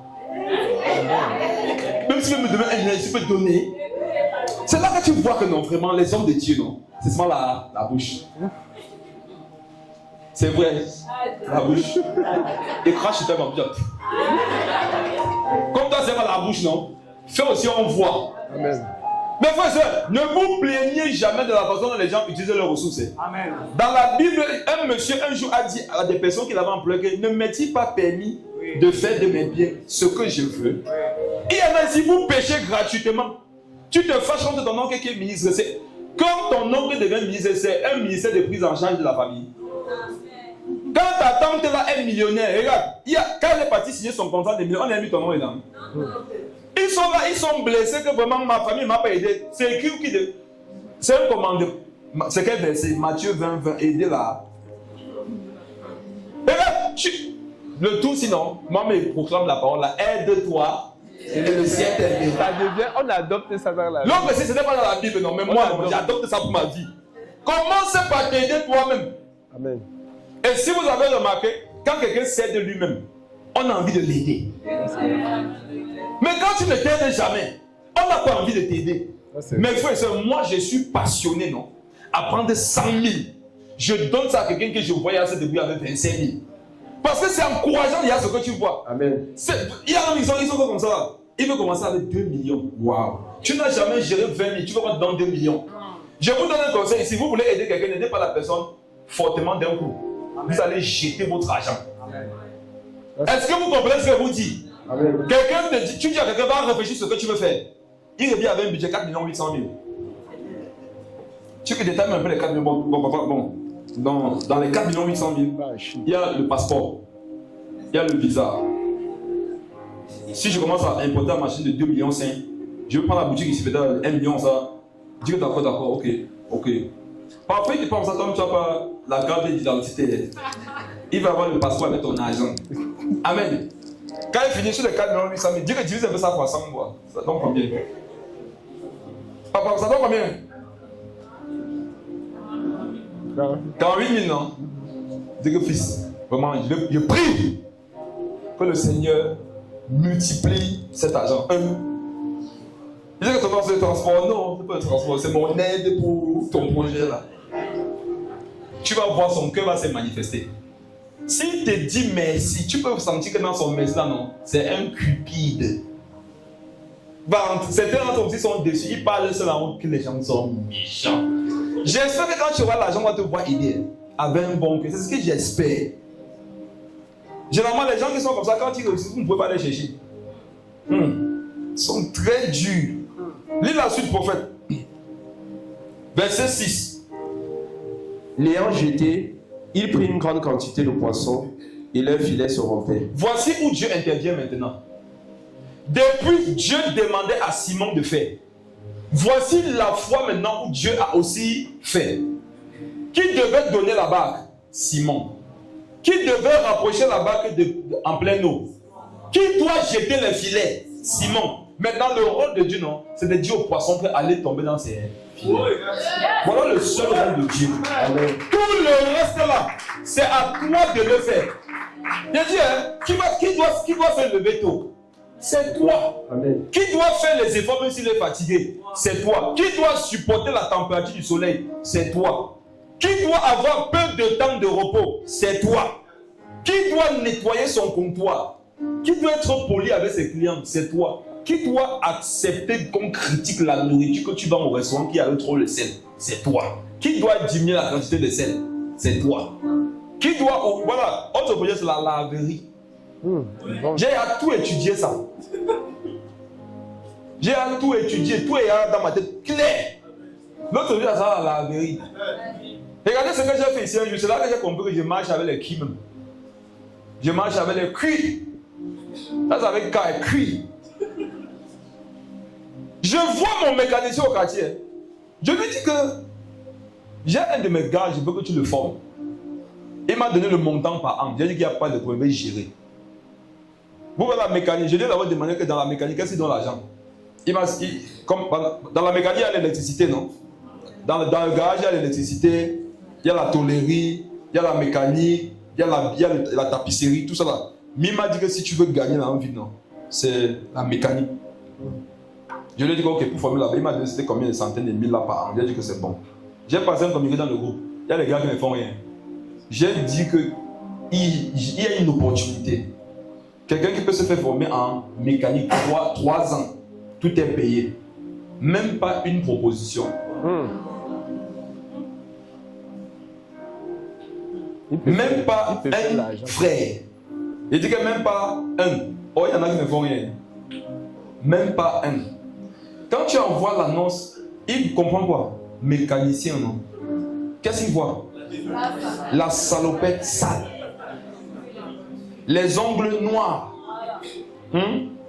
Coucher sous le sol en bas, des choses qui peuvent tomber sur toi. C'est pas ça que le Seigneur m'avait montré. Et Dieu, ce qui me plaît, c'est que Dieu leur parle. Ce n'est pas ça que l'Éternel m'avait montré. Dans l'Éternel t'avais montré le chômage. C'est mon mécanicien qui m'a dit que c'est comment te plaît, je dis que pardon, vis ta vie. Quitte sur mon dos. Va gérer ta vie là-bas. Il n'y a personne. Que tu m'as dit que tu n'as rien gagné plus. C'est moi qui t'ai dit que j'avais gagné plus. Tu fais quoi maintenant? Le même qui te doit aller suivre la formation pour décharger un peu ta personne, il va t'appeler un jour pour te dire que pardon, j'ai besoin de 50 000. Et regarde, tout ce que je vais t'envoyer, c'est la réponse à ton message. Ok, point. Ok, c'est que je te mets dans la confusion. Ok, c'est qu'il va envoyer, non? Si tu me dis après que le père j'attends, tu veux dire que tu attends quoi? Et ce que tu dis, je dis que tu devais t'envoyer. Comme tu as dit, ok, veut dire qu'il a compris, non? Amen. La naissance sera violente, hein? Tous les parents, vous allez mal souffrir. Amen. Je vous donne un commandement nouveau. Ce n'est pas aimer vous les uns les autres. Soyez durs avec ceux qui ne font rien. Soyez durs avec les paresseux. Quelqu'un dit que j'ai un besoin, dit que tu ne fous pas dans la vie. Amen. Amen. Quelqu'un te pose la question, dit que tu fais quoi dans la vie? S'il te dit qu'il le fait, il dit que cherche d'abord quelque chose à faire dans la vie. Et il va t'aider. Maintenant, non, il te donne un conseil, toi qui ne fais rien. Fais quelque chose. Quand tu dis que je ne trouve pas de travail, non, c'est que tu tries le travail. Ce qu'il faut dire, ce n'est pas que je ne trouve pas le travail. Dis que je trie le travail. C'est ça ton problème. Tu ne te vois pas mettre les choses sur ta tête. Tu ne te vois pas arrêter les choses en main. Quand on dit qu'il n'y a pas de travail, c'est qu'il n'y a pas de travail dans le bureau, non? C'est vrai, c'est dur. Même les gens qui ont les compétences n'ont pas de travail souvent au bureau. Toi maintenant qui n'as pas les compétences, tu te vois arriver là-bas comment? Et le jour où tu écoutes le témoin de quelqu'un, tu dis que je me connais. La personne qui a le travail, c'est d'abord connectée à la formation. La personne s'était d'abord connectée à commencer quelque chose. La personne ne s'est pas directement connectée au travail là. Il prit une grande quantité de poissons alors que toute la nuit, ils n'ont rien pêché. Et quand tu peux étudier la pêche, on te dit que généralement les grandes pêches se font la nuit. Donc ils ont attendu quand les temps étaient favorables, mais ils n'ont rien eu. Voilà des personnes qui connaissaient leur métier, mais ça ne donnait pas. Ils ont commencé à servir Dieu. J'ai dit sur le lac dernièrement que cette année, non, servir Dieu. Servir Dieu rend riche.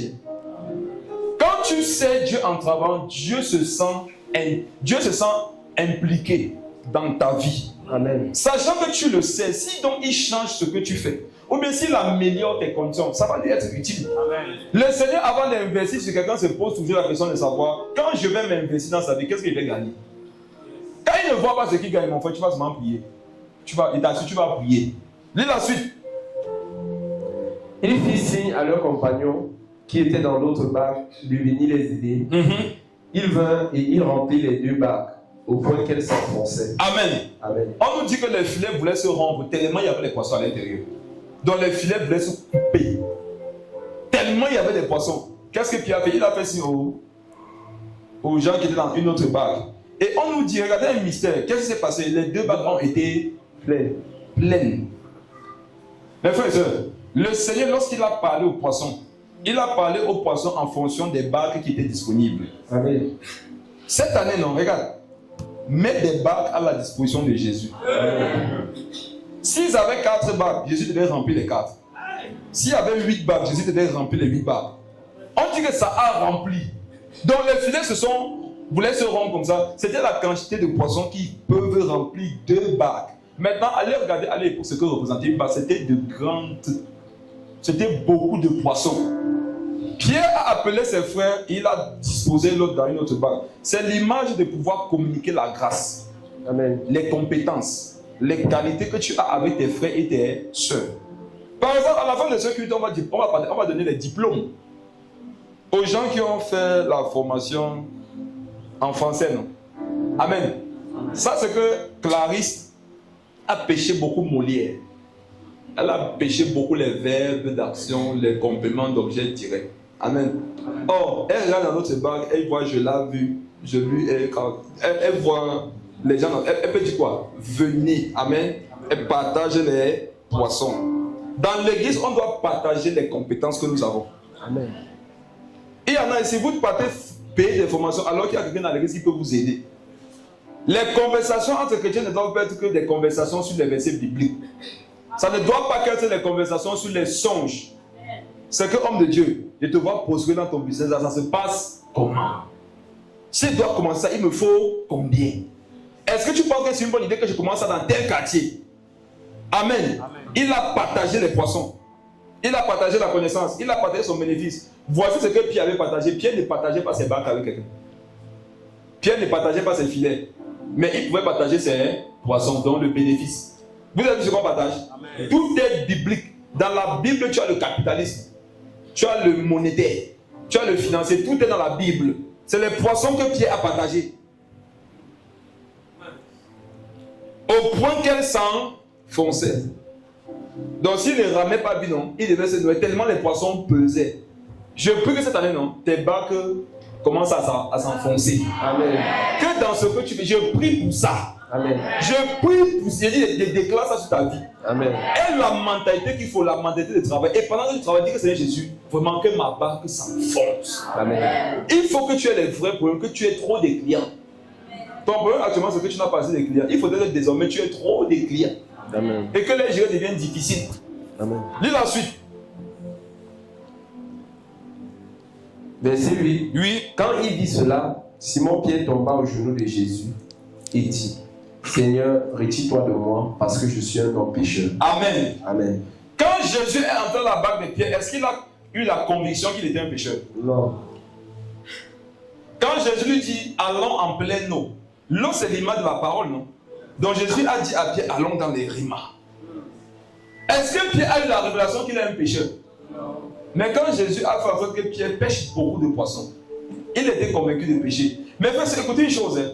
Il y a des convictions de péché que vous ne pourrez produire dans la vie des gens qu'à la condition que vous soyez efficace et prospère dans vos activités. Amen. Quand Dieu veut te rendre prospère dans ton activité là, c'est pour que tu aies la capacité de convaincre les gens de pécher. Vous comprenez mes frères? Amen. L'évangélisation, ce n'est pas seulement dire à quelqu'un que répands-toi. L'évangélisation, c'est dire, regarde, tu volais hier, non? Tu n'as pas besoin de ça pour manger. Regarde, moi, je ne vole pas. Je prie, mais je fais aussi telle choses et je prospère. Je peux te montrer comment ça marche. Il y a des gens qui veulent abandonner le vol, mais il dit que le vol, il fait quoi? Tout ce qu'il a eu, et maternel, c'était le il volait à côté de ses camarades. Si école primaire, toi, école primaire, il avait tous les bics. Il avait 20 bics. Pourquoi? Parce que c'était 10 dans la classe. Il prenait un bic à chacun de ses camarades. 6e en montant, il a commencé à voler l'argent. Le secondaire là-bas, c'est l'escroquerie. Elle sortait avec les petits garçons qui lui donnaient l'argent. Toute sa vie, c'était ça. Université, c'était le père de quelqu'un qui payait pour elle. Parce qu'elle dormait avec lui. Et c'est pas si on voit. Toute sa vie, ça a été le vol, le mensonge. Maintenant, tu dis à la personne, abandonne ça. Et la personne ne te voit pas toi-même prospère. La personne va dire que non. Attends, moi, il laisse faire comment? Amen. Le modèle d'évangélisation qu'on doit montrer, c'est aussi la réussite sur le plan social. Il faudrait que quand tu parles de Jésus aux gens, ils sachent que ce n'est pas parce que la vie t'a dépassé. Ils doivent avoir la paix et la conviction que non, je suis un pécheur, je peux laisser ça, non? Et m'en sortir avec Jésus. Jésus a montré à Pierre que Pierre, je ne manque pas de poissons. Pierre s'est converti. Amen. Que Dieu passe par toi pour montrer aux gens que les chrétiens, non, ils n'ont pas le problème d'argent. Amen. Regarde ton oncle, regarde ta tante. Elle est en voiture. Toi, tu es à pied. Quand tu dis tata, Jésus t'aime. Elle peut te dire quoi? Qui t'aime d'abord avant de m'aimer, non? Ton oncle peut te dire quoi? Avant de dire qu'il ne m'aime plus, non? Parce que regarde ta vie, ne voit pas l'amour de Dieu. Je vous dis quoi? L'évangélisation, c'est on n'évangélise pas n'importe comment. Il y a des gens qui devraient d'abord laisser dans leur péché. Vous partez évangéliser une certaine catégorie. Écoutez-moi et dites amen à ça. On évangélise par catégorie. Il y a des gens ici, vous n'êtes pas encore bien placé pour parler à certaines personnes. Ça ne va pas passer. Où tu es là, cherche les gens de ta catégorie, donc parle-leur de Jésus. Quelqu'un dit que ça veut dire que quoi? Donc un pauvre peut évangéliser un riche, pas évangéliser, non. Essaye de dire que tu ne peux pas. Mais s'il va se convertir, c'est ça la question. C'est ça la question. Pour que tu aies une impactation sur quelqu'un qui ne t'aide pas sur le plan social, il faudrait que sur le plan spirituel, tu sois bien élevé au-dessus de lui. C'est pour ça que mon père la voix disait l'autre jour au programme, on parlait de la culture que si tu es jeune, ne sois pas pauvre sur les deux. Ne sois pas pauvre financièrement et tu es pauvre dans la puissance. Il y a un domaine où tu dois être riche. Amen. Il y a un domaine où tu dois être puissant. Donc si tu as vu que tu as pas dans ta poche, mon frère, cherche l'onction. Et tu as su que l'onction là, ça va te donner d'être aussi riche financièrement. L'onction, ça attire l'argent. Regardez quelque chose. Jésus avait l'onction, vrai ou faux? Ouais. Ça attire les poissons, vrai ou faux? Ouais. Quand il y a l'onction quelque part, non, ça attire les ressources. Amen. Ça attire les clients. Regarde, tu dois prendre la banane nuit, non? Au nom de Jésus. 10 heures, ne me trouve pas dehors. Il est comme ça, 8h30. Parce que tu dis aussi, ça va peser, non? Ça va diminuer ta taille. Et tu vas souvent encore repousser quand tu auras fini. Tu pries que Seigneur Jésus, que tous ceux qui vont me voir soient touchés par mon commerce. Qu'ils sentent une attraction à venir acheter. C'est ce que les sorciers font avec Satan. Parce que vous avez vu que nous les chrétiens, on devait faire ça avec Jésus, mais on ne fait pas. Et tu sors. Mais ça n'empêche pas que tu dois faire ta banane. Il y a des prières que Dieu ne va pas exaucer sur ton commerce, c'est ça. Quand tu veux que Dieu lave ton commerce par l'onction, commence par laver ton commerce avec l'eau. Tu laves les bananes. Si tu as assez d'huile, tu ouvres tes bananes. Ça brille un peu. Amen. C'est-à-dire que tu disposes ça. Je dis, tu vas voir. Quand tu vas venir ici, on va dire, quand tu vas garer la voiture, donc tu as le travail, tu ne témoignes pas. Quelqu'un témoigne, quelqu'un travaille, fait tout ce que vous posez là. Tu veux dire que la banane. Oui, non. Je vous assure que vous ne savez pas. Un grand régime de banane peut coûter combien? Causons. 3 000. Prenez la calculatrice. Il y a même le réseau pour acheter. C'est pas dans les choses du quartier. Vous allez voir que c'est vous qui ne voulez pas vous en sortir. Que ceux qui ont les téléphones ouvrent leur calculatrice. La banane, le régime coûte 3 000. Ça peut avoir combien de mains? Évaluons. 4. Disons même seulement 6, sinon la main. Chaque main a combien de doigts? Peut-être 15. Donc 15 fois 6. Ça fait combien? Ça fait 90, non? On vend combien? 3 à 200. 3 à 200. Divisons ça. Fois 3.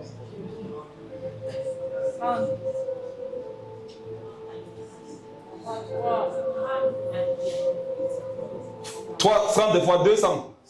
6 000. On a acheté à combien? 3 000.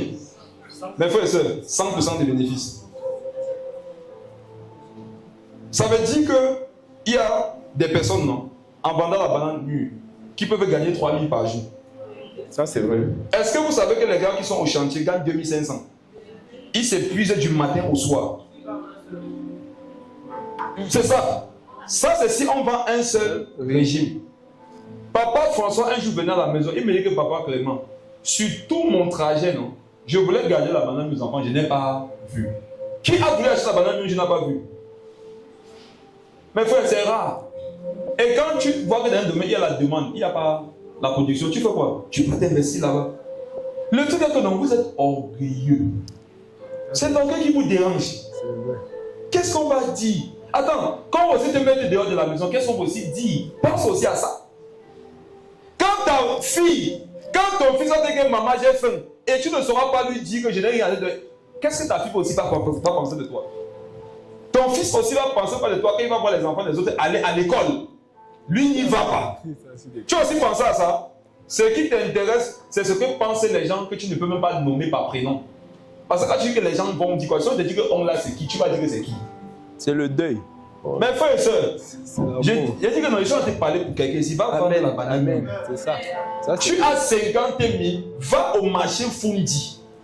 Au lieu de vendre ton corps, va au marché Fundi. Prends les papayes de 10 000, les ananas de 10 000, les pastèques de 10 000, les mandarines de 10 000. Viens exposer ça proprement. Tu vas vendre. Prie dessus. Dis Seigneur Jésus, tu m'as demandé de vendre. Tu m'as demandé de travailler. Non? Voici ça. Et n'aie pas peur qu'à côté il y a la concurrence. Chacun connaît l'esprit avec lequel il sort le matin. Amen. Il y en a ici qui sont découragés parce que parfois ils disent que non, les gens font, il y a trop ça. Ils font trop ça, mais avec quel esprit? Toi, tu as le Saint-Esprit, non? Nous, on veut voir ça. Il faudrait même ça. Il faudrait que quand tu arrives là-bas, non? Même le peu qui vendait ne vendait plus. Et maintenant, on commence à dire que tu es sorcier. Regardez, un jour, l'un d'entre eux va venir pour te dire qu'il dit que tu utilises quoi? Tu es parti où? Amène-moi là-bas. Tu dis que Dieu va te montrer. Tu prends sa main. Tu entres à Melun, tu lances à l'église. Parole, toi! Le Saint-Esprit me dit, c'est fini. Amen. Dis que ma copine, je ne pars nulle part. C'est Jésus. C'est Jésus.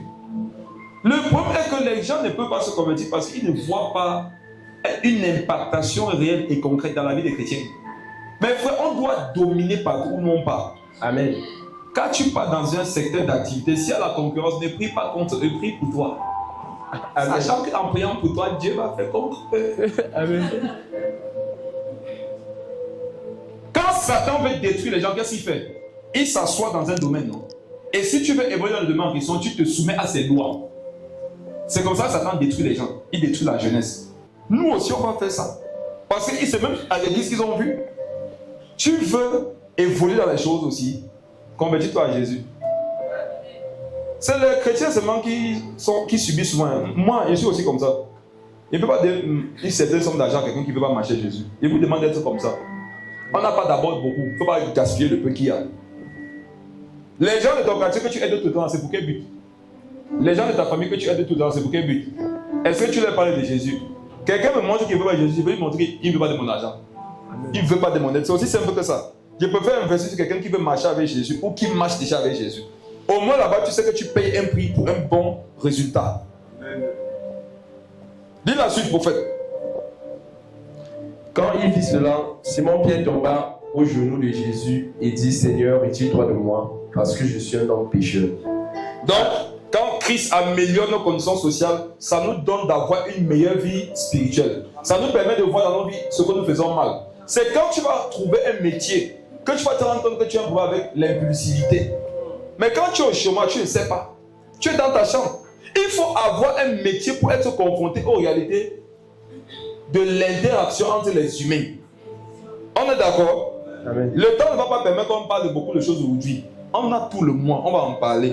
Mais il faut souvent avoir un travail pour voir que j'ai des manquements. Et il y a des choses que Dieu ne va pas te révéler à l'église. Dieu va te révéler sur au travail. Il y a des choses que Dieu ne va pas te révéler par le pasteur. C'est ton collègue qui va te le dire. Un jour, tu vas mal te comporter, c'est ton collègue païen qui va dire, après il va dire qu'elle est chrétienne, là, comment elle se fâche plus que nous-mêmes les païens. Waouh! Ça va te faire mal. Tu vas rentrer dans Dieu va te dire que tu as vu. Tu as vu le témoignage que tu es. Tu as vu comment à cause de toi mon nom est blasphémé. Et voilà qu'au travail, parce que tu fais un métier, on t'aura aidé à avoir une meilleure vie spirituelle. Quiconque veut être équilibré spirituellement, non, il doit avoir un métier. Amen. Pourquoi mes frères? Jésus lui-même a demandé, il a commencé par travailler. Pourquoi? Quand tu travailles, le travail enseigne des valeurs et des principes. Quelqu'un qui est au chômage, est-ce qu'il a l'heure pour se lever? Il a l'heure pour dormir. Non. Il a l'heure pour manger. Il n'a aucune règle dans sa vie. Sa règle, c'est le libertinage. Alors, quand tu as un métier, le métier t'apprend à utiliser le temps, utiliser tes ressources, utiliser ton énergie. Il y a des gens, quand ils n'ont pas de métier, vous les trouvez partout, il est toujours disponible. On se prend là-bas, oh j'arrive. Après on se prend là-bas au carrefour, oh j'arrive. Il y a des gens, quand ils commencent à être responsables par un travail, alors on se prend et dit non, je suis occupé, je suis fatigué, je dois rattraper un dossier. Et voilà que ça active une forme de respect. Le travail enseigne la discipline. Or Jésus est venu former des disciples, pas des chrétiens. Quand Jésus veut faire de toi un disciple pour la parole, il fait d'abord de toi un disciple pour un métier. Amen. Pour être un bon disciple de Jésus, tu dois passer par un stage qu'on appelle le stage de la discipline sociale. Le Seigneur sait qu'il peut te lever le matin à 1 heure pour prier parce que tu es déjà habitué à te lever à certaines heures pour aller au travail. Quelqu'un qui ne connaît pas se lever pour aller au travail, il ne saura pas se lever la nuit pour prier. Ça c'est vrai. On est ensemble, mes frères et sœurs. Quelqu'un qui ne sait pas faire des efforts au travail, parce que l'aide n'est pas. Je me rappelle qu'elle travaille encore. C'était le service des cas. Parfois, tu n'as travaillé que 4 heures, tu es fatigué, mais il y a encore 4 heures, tu dois faire des efforts. Donc le travail apprend à faire des efforts. De la même façon, souvent dans la vie chrétienne, on a besoin de faire des efforts. Non? Quand la Bible dit que faites tous vos efforts pour joindre à la foi, la vertu, la science, tout ça, ça s'adresse aussi à des personnes qui ont eu des métiers. Parce que dans un métier, on fait des efforts.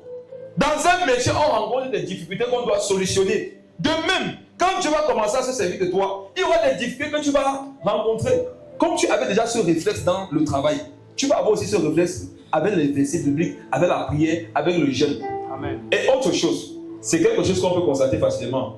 Tous ceux qui travaillent, vous allez voir que leur réflexion est tellement différente des chômeurs. Les gens qui travaillent savent organiser.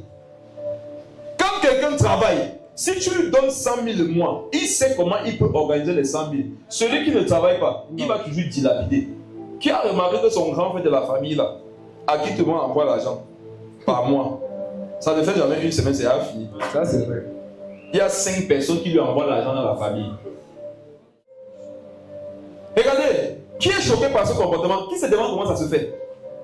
Ces gens ne peuvent pas changer. Pourquoi? Il n'a pas appris la discipline du travail. Ton transport, tu as le... Ce n'est que quand tu travailles que tu peux connaître la valeur des choses. Mes frères et sœurs, quand tu travailles, quelqu'un te demande 500. Dans ta tête, tu es en train de voir quoi? Il prend mon taxi, aller, et le reste c'est 200. Qui a remarqué que quand tu travailles, dans ton esprit, tu as en train de faire les calculs sur des effets de la vie? Quelqu'un te dit, est-ce que tu as 1000 francs? Directement, ça commence à te laisser. C'est que 1000 francs, c'est là. Allez, retour, 600, 400, banane, 200, sachet d'eau, 100 francs, 100 francs, j'ai mis dans ma poche. Donc, il demande, je dis que non, on va pas moi 1000 francs. Parce que tu vois comment le gars, il veut finir ta vie, non? Mais le gars qui n'a pas de travail, qui n'a pas de discipline, lui croit toujours que ça sort, je ne sais pas d'où. Il croit que quand il va envoyer sa main dans la poche, non, il pourra toujours sortir avec quelque chose. C'est pour ça qu'il aime le portefeuille magique. Parce que sa mentalité, non, ça ne peut marcher qu'avec le portefeuille magique. Qui va toujours envoyer, ça va sortir. Il va envoyer, ça va sortir. Mais regarde, un jour, non, ce n'est pas le portefeuille magique qu'on va trouver, c'est ton corps qu'on a découpé.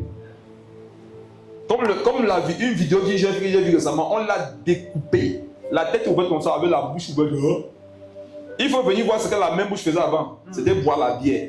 C'était coucher. C'était embrasser les garçons à gauche, à droite. Le même corps là était un instrument d'impudicité. Le même corps était en train de se pavaner partout. Et Satan va te faire croire que c'est ça la vie. Hein. Tu as en train de réussir. Il ne va jamais dire que va chercher le travail. Tu as en train de vieillir. Après, tu les vois à 35 ans, 40 ans, commencent à pleurer. Oh, me voici. Les gens me méprisent. Parce qu'il n'y a rien. Tu veux on respecte quoi sur toi? Tu veux qu'on respecte quoi sur toi?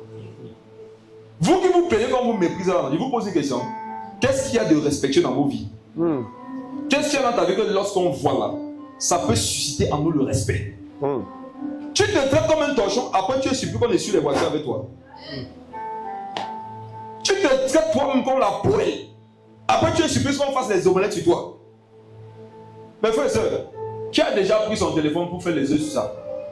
Qui a pris son téléphone, il l'a mis sur le gaz pour faire les œufs dessus? Pourquoi? C'est ton téléphone. On va te traiter selon la valeur que tu nous auras montré que tu as. Et les gens respectueux sont les gens qui travaillent. Adam dans le jardin, il avait besoin de rien, mais Dieu lui a dit que Adam, travaille. Prends soin du jardin. Je parle à quelqu'un ici qui vole. C'est ta dernière année, c'est l'année de ta dernière chance. Tu continues avec le vent, on va te tuer. On va te poignarder quelque part. On va t'empoisonner. On va proclamer une parole mystique, ça va t'atteindre parce qu'il y a beaucoup de personnes qui pleurent avec ton nom. Ce sont des malédictions. Quand il y a quelqu'un quelque part qui souffre à cause de ce que tu lui as fait, des malédictions te suivent.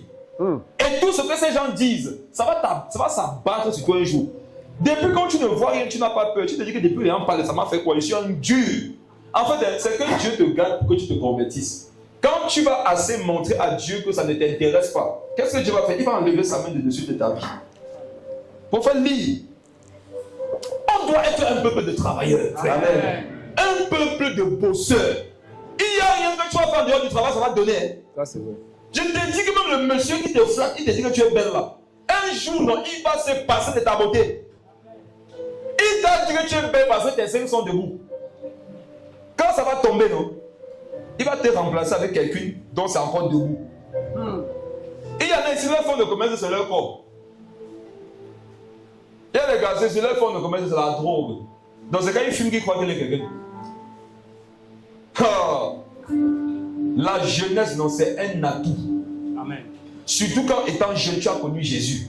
Tu dois aller loin dans la vie. Amen. Regarde un peu ta vie. Dis-toi que la vie que je mène, est-ce que c'est ça que Jésus avait prévu? Si tu sais que ce n'était pas ça, change vite. Lis la suite. Verset 9. Car l'épouvante l'avait saisi, lui et tous ceux qui étaient avec lui, à cause de la pêche qu'ils avaient faite. Donc ce n'est pas que Pierre qui a été touché par l'évangile. C'est tous ceux qui étaient avec lui. Mais frères et sœurs, regardons quelque chose de fort ici. Pierre, dans cet exemple, est le chef de l'entreprise, non? Oui. Les bacs appartenaient à qui? Les bacs appartenaient à qui? Vous êtes fatigué? Moi, je suis debout, je dois dire assis. Les bacs appartenaient à qui? Il y a des gens qui ne parlent pas. Les bacs appartenaient à qui? Écoutez une chose. Le patron a été touché. Qu'est-ce qui s'est passé dans la vie des employés? Touché aussi. Amen. Vous savez pourquoi Dieu veut vous élever? Quand des personnes sont sous vos ordres, l'esprit avec lequel vous marchez va les toucher. Amen. Obligé. Amen. Dans une entreprise, supposons que le patron est homosexuel, tu es chrétien, ça sera difficile pour toi, non? Ça, c'est vrai. Parce que tu vas être fermé par rapport à ta foi, ça va te créer des problèmes. Et un jour, vous êtes obligé de vous séparer. Mais regarde aussi une entreprise où le patron est chrétien, qu'est-ce qui se passe généralement? Les employés vont se convertir. Puisque dans l'entreprise, on va prier. Amen. Amen. Quand ton enfant va dans les églises catholiques, on oblige ton enfant à faire les affaires des maris là. Ça, c'est vrai. Quand ton école est à côté d'une mosquée, tu es obligé d'entendre. Non. Tu es obligé, non? Est-ce que tu veux? Ça vient dans tes oreilles. Nous aussi. Dis à ton voisin que nous aussi. Voilà, il faudrait, frères et sœurs, qu'on atteigne un niveau où nous aussi, on peut prendre des gens, on les met sous nous et ils sont obligés de marcher selon l'esprit que nous avons reçu. Amen. Tu dois ouvrir ton atelier de couture. Tu prends les païennes, non? Hein? Stylisme, modélisme. N'écoute pas la musique mondaine ici. Le matin, on commence avec quoi? La prière. Zéro musique mondaine. Tu les filles, on va prier pour le Seigneur nous aide encore cette journée. Seigneur Jésus, nous te disons merci pour cette journée de travail encore. Vision sur sa vie. Père, je te prie que ces jeunes filles que tu as mis dans cet atelier puissent évoluer dans leur vie. Qu'elles réussissent. Papa, guéris leur cœur blessé par les garçons qui les ont utilisés, qui les ont jetés. Je sais que tu ne les condamnes pas, même si elles ont avorté. tu les aimes. Tu vas penser à la prière. À la fin de la prière, c'est que, patronne, quand tu pries, ça me touche. Dis pourquoi ça te touche. Dis, c'était toi. Après, vous finissez. Quand tu achètes ta fleur pour manger, tu donnes pour elle. Regarde, elle va en dire que non, on a une patronne. Elle craint l'éternel. C'est mon modèle, je veux lui ressembler. Elle, je crois qu'elle dit que Solange, je ne te l'ai jamais dit, mais est-ce que Jésus t'aime, Solange? Solange, donne ta vie à Jésus. Elle va se convertir. Elle va partir voir le gars et dire que tu ne vas pas me tromper. Bon, comme ta femme, tu sais, l'esprit. Quand tu es entré dans les églises, non, je suis entré dans un atelier. Mes frères, nos ateliers doivent être plus que l'église. Amen. Si les gens vont les piéger à l'église, non, on va les piéger à l'atelier. Amen. Tu invoques quelque chose sur tes bananes, non? Quelqu'un ment avec comment ça pleure. Pourquoi il me masturbe? Et là, tu dois invoquer l'Esprit de Dieu. Amen. Sur le métier que tu fais. Amen. Qu'il y ait une notion dessus qui fait que les gens soient cons. Ils ne savent pas pourquoi. Il faut que dans certains quartiers, quand tu fais ton commerce ambulant, les gens te cherchent. Pour dire, toi, les te chercher depuis. Tu m'as fait quoi l'autre fois? Grand-moi, t'as fait quoi? Depuis que je t'ai vu, je fais seulement les rêves où je suis à l'église. Quand il faut faire ce que Dieu t'a montré. Mes frères et sœurs, nos métiers là, Amen. ça doit être des armes Amen. entre les mains de Dieu. On comprend par là que si tu ne fais rien, non, tu n'as aucune âme que tu as de Seigneur. Quand l'ennemi va venir, Dieu va tirer avec toi. Ne pensez pas que la présence de Dieu suffit. Je vous ai montré que Dieu peut être là. Mais il est inactif. Donnons-lui l'occasion de manifester sa puissance. Amen. En lui donnant des bagues. Seigneur Jésus, je veux seulement faire quelque chose. Parce que je sais que tu peux passer par une aiguille, non? Puis tuer un éléphant. Mais s'il n'y a rien d'éléphant là, il va rester en vie. Mais frère, je vous le dis, Dieu peut tuer un éléphant avec une aiguille. Il veut seulement quelqu'un qui va donner l'aiguille en question. Amen. Ton métier là est petit comme une aiguille, commence à l'avoir et t'assure, ça va prospérer. Amen. Amen. Amen. Et quand tu commences à ne manger pas tous les bénéfices, ne te joue pas encore le porteur devant Dieu et les hommes. Quand tu as commencé ta boutique, tu avais combien, Oga? Hein? Quand il a commencé sa boutique, il avait 250 000. Ça fait combien d'années? 4 ans. Ton patron t'a formé pendant combien d'années? Donc, il a supporté travailler pour quelqu'un 9 ans. Il te payait? Non. Pendant 9 ans, il te donnait la nourriture qu'elle était fière. S'il était fâché, tu dois affamer. Pendant 9 ans. Et après 4 ans, il devait normalement te donner combien? Il y avait un prix. Mais il a décidé de donner 1 million. Mais quand tu as loué la boutique, il te restait combien pour la marchandise? 250 000. Donc il a commencé à la marchandise de 250 000. Donc voilà quelqu'un qui va 9 ans. Ça croit qu'il a c'est 1 million quelque chose. En 9 ans. Mais ça veut dire que tu touches même 25 000 le mois. Il commence à la marchandise de 250 000. Ne leur dis pas ton fonds aujourd'hui. Quand tu parles dans sa boutique aujourd'hui, non? Tu comprends que le petit ici, il nous flatte. Il nous trompe. Il nous trompe. On acclame le Seigneur ensemble alors qu'il devrait avec son Seigneur, lui seul et nous notre Seigneur aussi. C'est comme si on doit avoir le même Dieu. C'est comme s'il prie notre Dieu. Tente de partir évaluer maintenant la boutique du couple. Tente. Parce que c'est plus ça. C'est pas, on dit à une femme. Hey, la maman de Nikes, la maman, laisse-toi, acclamons, voilà la maman de Nikes. Honorons Dieu pour la vie de la maman de Nikes. Acclame Dieu pour la maman de Nikes. Acclame Dieu pour la maman de Nikes. Voilà la maman de Nikes. Maman, que Dieu te bénisse. Va évaluer le chiffre d'affaires dans les vertiges. Tout ça est sorti de quoi? 250 000. Toi, tu ne veux pas commencer. C'est ça. Tu veux seulement être où on est déjà loin là.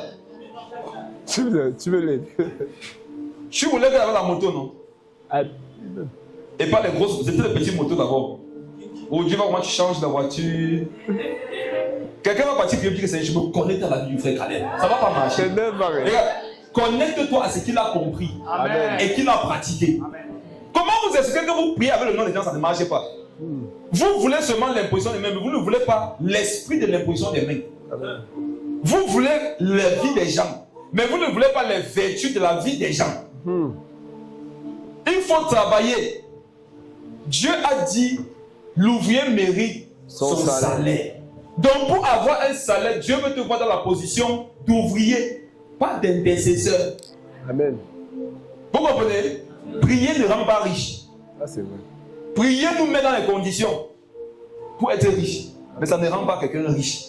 Tu vas prier, non, Dieu va te mettre dans les conditions pour que ce que tu fais là réussisse. Amen. Mais il faut commencer quelque chose. Lis la suite, homme de Dieu. Verset 10. Il en était de même de Jacques et Jean, fils de Zébédée, les associés de Simon. Alors Jésus dit à Simon, ne crains point, désormais tu seras pécheur. Il en était de même de Jacques et Jean, fils de Zébédée. Nous sommes en train de lire le livre de Luc, non? Oui. Qui connaît l'évangile de Jean? C'est de lui qu'on parle. Qui connaît les épîtres de Jean?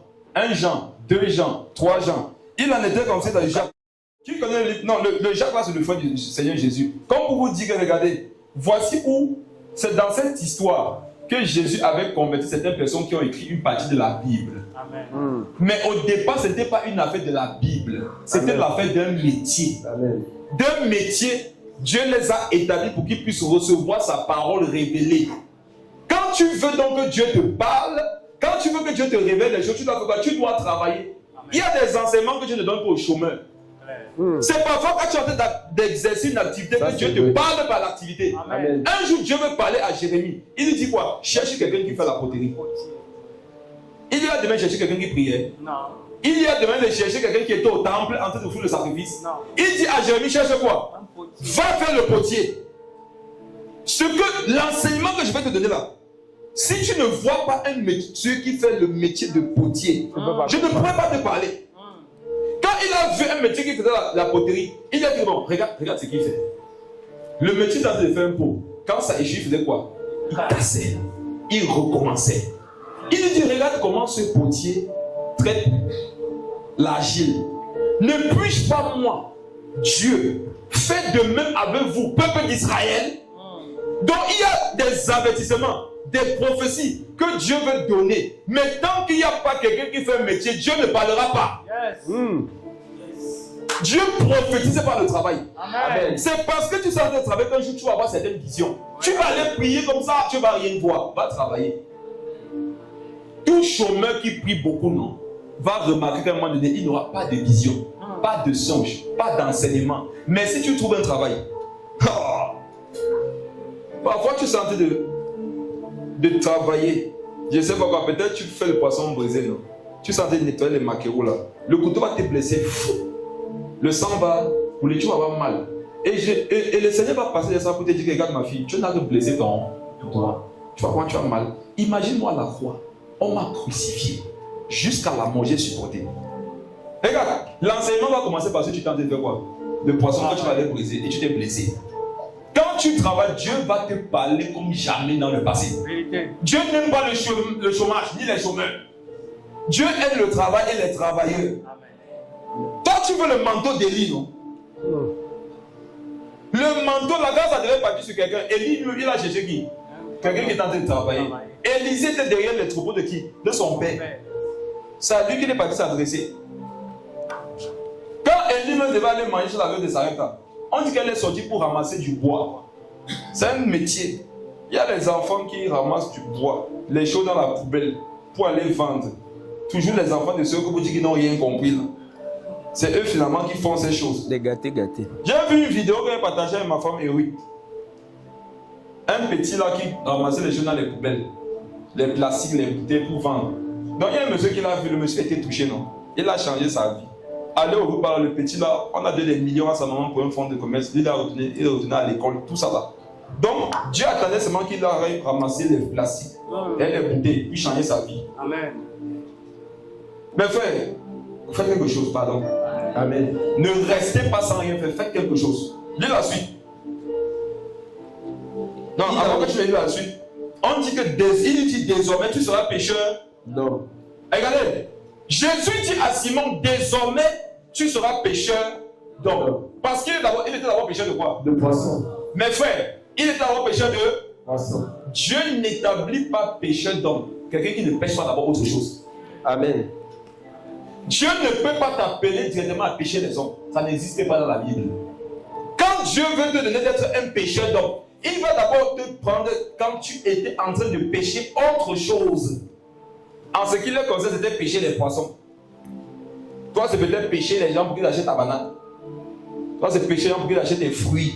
Mais dans tous les cas, tu dois être en train de faire quelque chose. C'est là que Jésus va dire désormais. Ça veut dire qu'à un moment donné, Dieu va t'observer. Et qu'il va voir que tu as atteint déjà l'apprentissage qu'il voulait au travers un métier séculier. Là, maintenant, il va dire que désormais, tu peux commencer à travailler avec moi. C'est ce qu'il voulait dire. Sont dans la liste des potentiels collaborateurs de Jésus ceux qui sont d'abord dans un métier. On dit qu'il en était ainsi qui étaient les associés de Simon. Dieu aussi cherche des associés. Quand on parle d'associés, ça veut dire qu'il y a un métier qui nous réunit. Verset 11.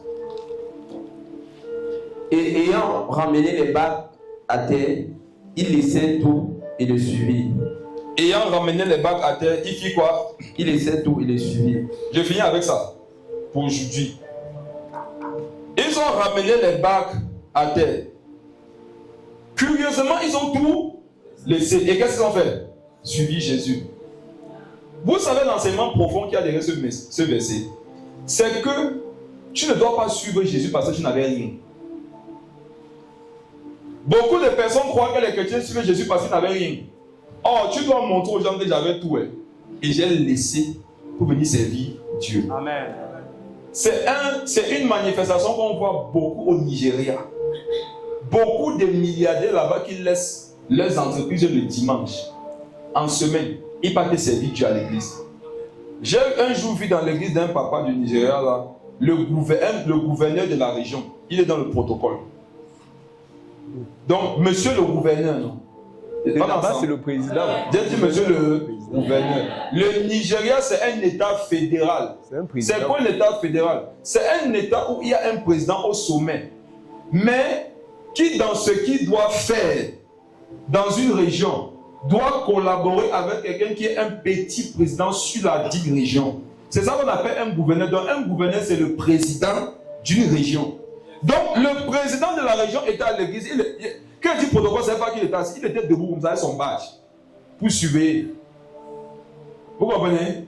Ça, c'est un Simon, non? Qui a laissé la barque avec beaucoup de poissons pour suivre Jésus. Un pasteur, l'apôtre Roland Dallot, il est parti un jour dans une église d'un ami pasteur en Afrique du Sud. Il aime beaucoup les voitures. C'est comme si tous les gens de Dieu aiment beaucoup les voitures. Parce que moi, j'aime la voiture. Il passe au parking, il voit une Rolls Royce. C'est une voiture chère. C'est l'abattoir. Et il dit que waouh! Comme il est venu avec le pasteur de l'église, le pasteur de l'église dit que non, que lui aime la voiture ici. Maintenant, il y a des choses qui sont humaines. Ça veut dire quoi? Si quelqu'un vient ici voit une Range Rover garée, une Toyota Yaris et la moto, sans que tu ne le veuilles, quand tu vas entrer dans l'église, ton esprit va commencer à vouloir faire relie les points A Au point B. correspondant au point B. Qui a fait ça le groupe primaire? On met les herbes ici, on met la viande, on met le lion ici avec la chèvre, on dit que relie. Quand tu vas dire ça, tu vas vouloir relier, non? Qu'est-ce qu'il y a la Range Rover là? Qu'est-ce qu'il y a la moto? Si tu vois quelqu'un avec un peu un t-shirt un peu ça, tu vas regarder sa moto, dis donc. C'est lui qui a la moto. Si tu vois monsieur en costume 3 pièces, bien pour faire que c'est lui qui a la voiture. Il commence à chercher, il ne voit pas à qui peut appartenir la voiture. Et il demande donc au pasteur, il dit que la voiture là c'est pour qui? On dit que c'est pour le monsieur qui est là-bas. Le papa là non, était dans le protocole, c'est lui qui s'occupait de donner les couches quand les enfants font caca. Donc le rôle du père dans l'église, non, dans le protocole, c'est il travaille avec des femmes qui s'occupent des enfants. Lui, quand un enfant fait caca, il va chercher la couche, il vient lui donner pour changer l'enfant. Le monsieur a venu recevoir. Et maintenant, quand il lui a demandé, on dit qu'il fait partie des 5 personnalités. 3 plus. Il fait partie des 5 plus riches du pays. Il a failli s'évanouir. Je te pose une question. Quand Dieu va t'élever, non, tu vas encore venir à l'église. Dieu va pas dire que tu vas encore travailler, il dit c'est pas venir. Dieu va dire est-ce que tu vas encore même écouter ce qu'on dit, il dit c'est pas venir. Est-ce que tu vas encore venir à l'église? Beaucoup de personnes cherchent Dieu parce que c'est fort. Ça, c'est vrai. Et Dieu sait pourquoi tu le cherches. Et parfois, il va faire pour te montrer que ton cœur n'est pas pur. Tu vois que quand tu cherches Dieu pour une chose, il ne sait pas que tu le cherches pour la chose là. Mais il peut faire pour que tu aies la révélation que mon cœur n'est pas bon. Et il va dire que non, regarde comment tu t'es comporté avec ce que j'ai fait pour toi. Change. Mais frère, l'humilité est belle. Quand tu es élevé, non, et toi-même tu t'abaisses. Vous savez ce qui est bon dans l'humilité de Jésus? La Bible dit qu'il s'est humilié lui-même. On n'a pas humilié Jésus. Jésus de son propre chef a quitté le ciel, il s'est humilié sur la terre. C'est pour ça que son humilité, elle est belle. C'est beau d'avoir atteint un niveau social. Et toi-même, tu t'humilies devant Dieu et devant les hommes. Amen. Quand tu es pauvre, que tu t'humilies plus que Dieu lui-même, est-ce qu'on peut voir? On va dire que c'est normal. Quand ta vie ne donne pas à la réunion familiale, c'est toi qui vas acheter la boisson. Est-ce qu'on peut dire que tu es humble? Jamais. C'est ton rôle, même si tu es l'aîné de la famille. Amen. Quand l'aîné même de la famille va acheter la boisson à la réunion familiale, quand c'est fort sur lui, on dit que c'est normal. Mais le cadet, le dernier, non, il est gouverneur. Quand il dit que ok, la boutique, il va lâcher la boisson, on dit que grand, c'est quoi ça? Donc tes petits pas t'acheter, dis non. Tes petits là ne dépassent chacun au moins de 15 ans. Hein. Ils deviennent ses petits. Même il y a les parents. Même... Quand l'enfant du pauvre tombe à la réunion familiale, on dit que l'enfant c'est tu es en train de tomber. Sauter avec lui. Quand l'enfant a crié, on dit que sauter à l'enfant, il fait des bruits. Quand l'enfant du porteur tombe, n'importe qui jette sa petite cou, non? Tu t'es blessé? Ouais mon bébé, ouais mon bébé. Quand l'enfant dit l'enfant, il a un beau cri. Un beau cri. Mais frère, c'est un cri d'être pauvre, vous dites. Être pauvre, c'est un cri. Mais frère, luttons pour sortir de ça. Amen. Tu ne peux pas vivre. Regarde, même le sourire des gens, c'est le reste des souris. Quand tu es pauvre, on te sourit avec les restes de souris. Tu te on dit que c'est qui? Tu dis que c'est moi, on dit que toi qui dis que c'est moi. Comment tu es là? Ça va? Comment va la famille? Donc, les restes des souris. Après, on te dit que pourquoi quand tu viens souvent, tu n'avertis pas? Que non, est-ce qu'on vient chez nous ça? Regardez, soyons honnêtes, vous tous qui dites tu vas me les chez toi. ça dépend de qui. Ah, parlez, ça dépend de qui non? Supposons que le porteur de la famille vient demain matin, regarde. Le gars que je te plains qu'il est venu s'avertir, il est venu à 14h. Le porteur de la famille vient à 4h du matin. Il sonne à la maison, poum poum. Ça tourne dans ce semaine, non? Tu te dis que c'est qui comme ça? Hé, non!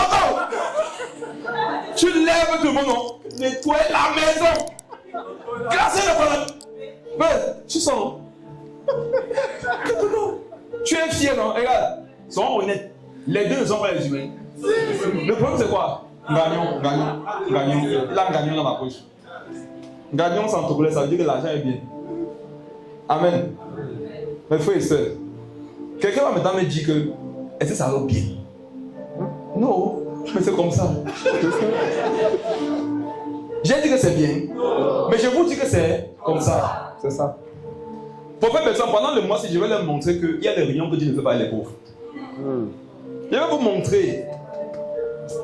Refusez ça dans votre vie. Travaillez dur. Il dit, refusez-vous d'accepter que ça vous a dépassé. N'acceptez jamais de continuer. N'acceptez jamais de renoncer à l'effort. Essaye encore. Amen. Il y a des moments où Dieu ne fait pas le lien avec tout le monde. Non. Il veut vous montrer au cours du mois.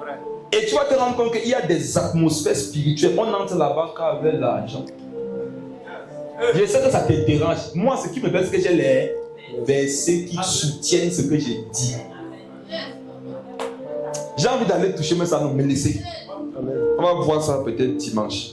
Amen. Amen. Ayant ramené les barques à terre, il laissait tout et le suivit. Je finis avec une dernière révélation.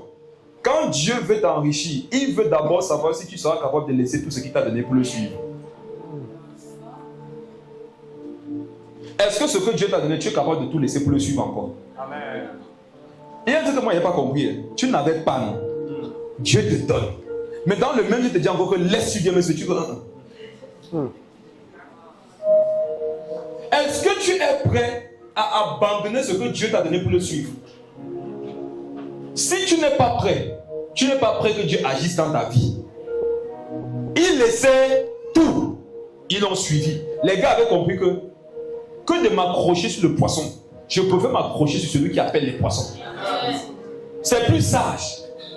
Que de m'accrocher sur l'argent, je préfère m'accrocher sur celui qui pourvoit financièrement. Amen. Que de m'accrocher sur les biens matériels, non. Je préfère m'accrocher sur le Dieu de toutes choses. Comment tu négliges Dieu pour t'accrocher aux choses matérielles qui sont régies par la puissance de Dieu? Tu n'es pas sage. Matthieu 6, 33. Cherchez principalement le royaume des cieux. Et tout le reste vous sera donné par-dessus tout. Sera, c'est le futur. Donc Dieu te donnera le reste par-dessus tout lorsqu'il t'aura vu. Cherchez principalement le royaume. Et quelqu'un qui cherche principalement le royaume, le jour où Dieu lui dit que laisse tout, non, il peut tout laisser. Amen. Il y a les moments où ton salaire peut-être c'est 400 000. Il y a les moments où Jésus va dire que laisse-moi 300 000. C'est là qu'on va voir si tu aimes Dieu. Quand tu veux voir si tu aimes Dieu, regarde comment tu jettes tes poissons. C'est la façon dont tu te comportes avec tes poissons vis-à-vis de Dieu qui nous donne le niveau d'amour que tu as pour lui. Est-ce que si Dieu te dit que le mois, laisse-moi 300 000, tu vas laisser? Que ouais, Seigneur, tu fais encore l'argent. Est-ce qu'on disait l'argent aussi, Seigneur? Non, Dieu ne disait pas l'argent, c'est lui qui disait l'argent sur la terre. Et vous devez être bien conscient de ça en tant que les chrétiens. Il n'y a pas de christianisme sans argent. Il n'y a pas de vie, même dans le judaïsme, il n'y a pas de judaïsme sans sacrifice et offrande. Ça, c'est vrai. Il n'y a pas de vie chrétienne sans le financier. Sortez de votre mentalité cupide. C'est la cupidité qui te dérange. Tu crois que c'est que tu n'aimes. Non. Tu crois que c'est que tu as compris les choses. Tu n'as rien compris. C'est parce que tu es cupide. Que tu essaies de trouver comment tu peux éviter. Tu peux faire que ton argent évite les choses de Dieu. On est dans un local qu'on loue, non? Assis sur des chaises qu'on achète. Écoutant la parole par des enseignes logistiques qu'on achète. Amen. Quand ta gorge sèche, tu dois boire l'eau qu'on achète. La lumière, on paye. Tu vas partir là et ta face, ça va. On paye. Le studio. Tout. Hey, Jésus a besoin de la barque. Amen. Pour parler à la foule. L'un de tes objectifs cette année, c'est que Seigneur Jésus, je ne finirai pas cette année sans avoir au moins 2 barques. Amen. Parce que ça sera doublement bénéfique. Pour toi, pour moi. Non, triplement bénéfique. Pour toi, pour moi et pour la foule. On comprend par là que lorsque Dieu veut amener le réveil pour une foule, il va chercher quoi? Une église où les gens ont des barques. Rappelez-vous que Jésus voulait donner la parole à la foule. Mais il a cherché une église, il a cherché des personnes qui ont des barques. Pourquoi? Quand les gens vont se convertir là-bas, il faudra qu'on les prenne en charge. Il faudra qu'on soutienne certaines. Est-ce qu'on a assez de barques?